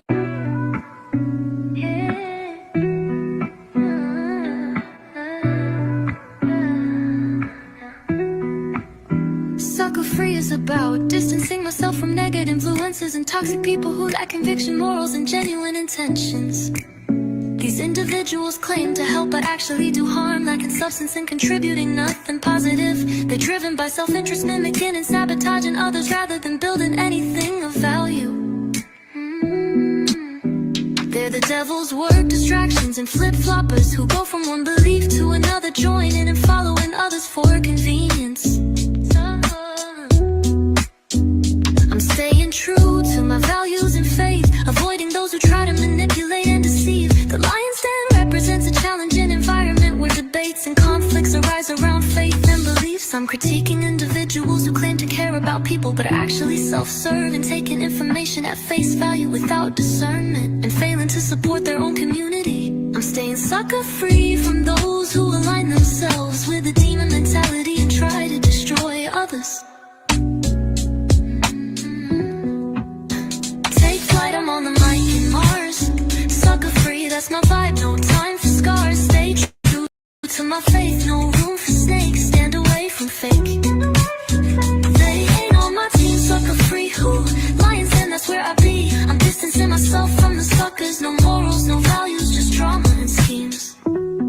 These individuals claim to help but do harm, lack substance and contribute nothing positive. Driven by self-interest, mimicking and sabotaging others rather than building anything of value. They're the devil's work, distractions, going from one belief to another, joining and following others for convenience.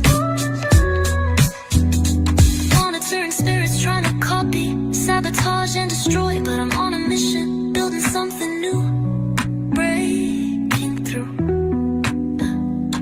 I'm in the zone where the strong survive, standing firm, no room to thrive. For the fake, the phony, the ones who pretend, I'm sucker free and my message will transcend. The Lion's Den represent a challenging or hostile environment where debates and conflicts arise, particularly around faith and beliefs. It's a metaphor for standing firm in the face of opposition or criticism and potentially being tested or scrutinized by others. Symbolized by others. It symbolizes the struggles and controversies that come with holding strong convictions. Stay sucker free from the people who switch up.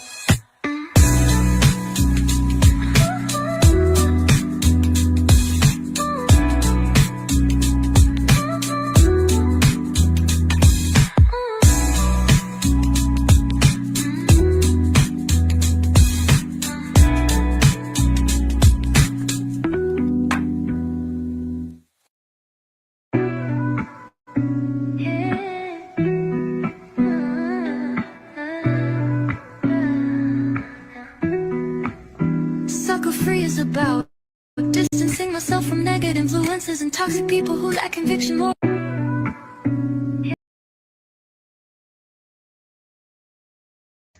Yes, these hit the like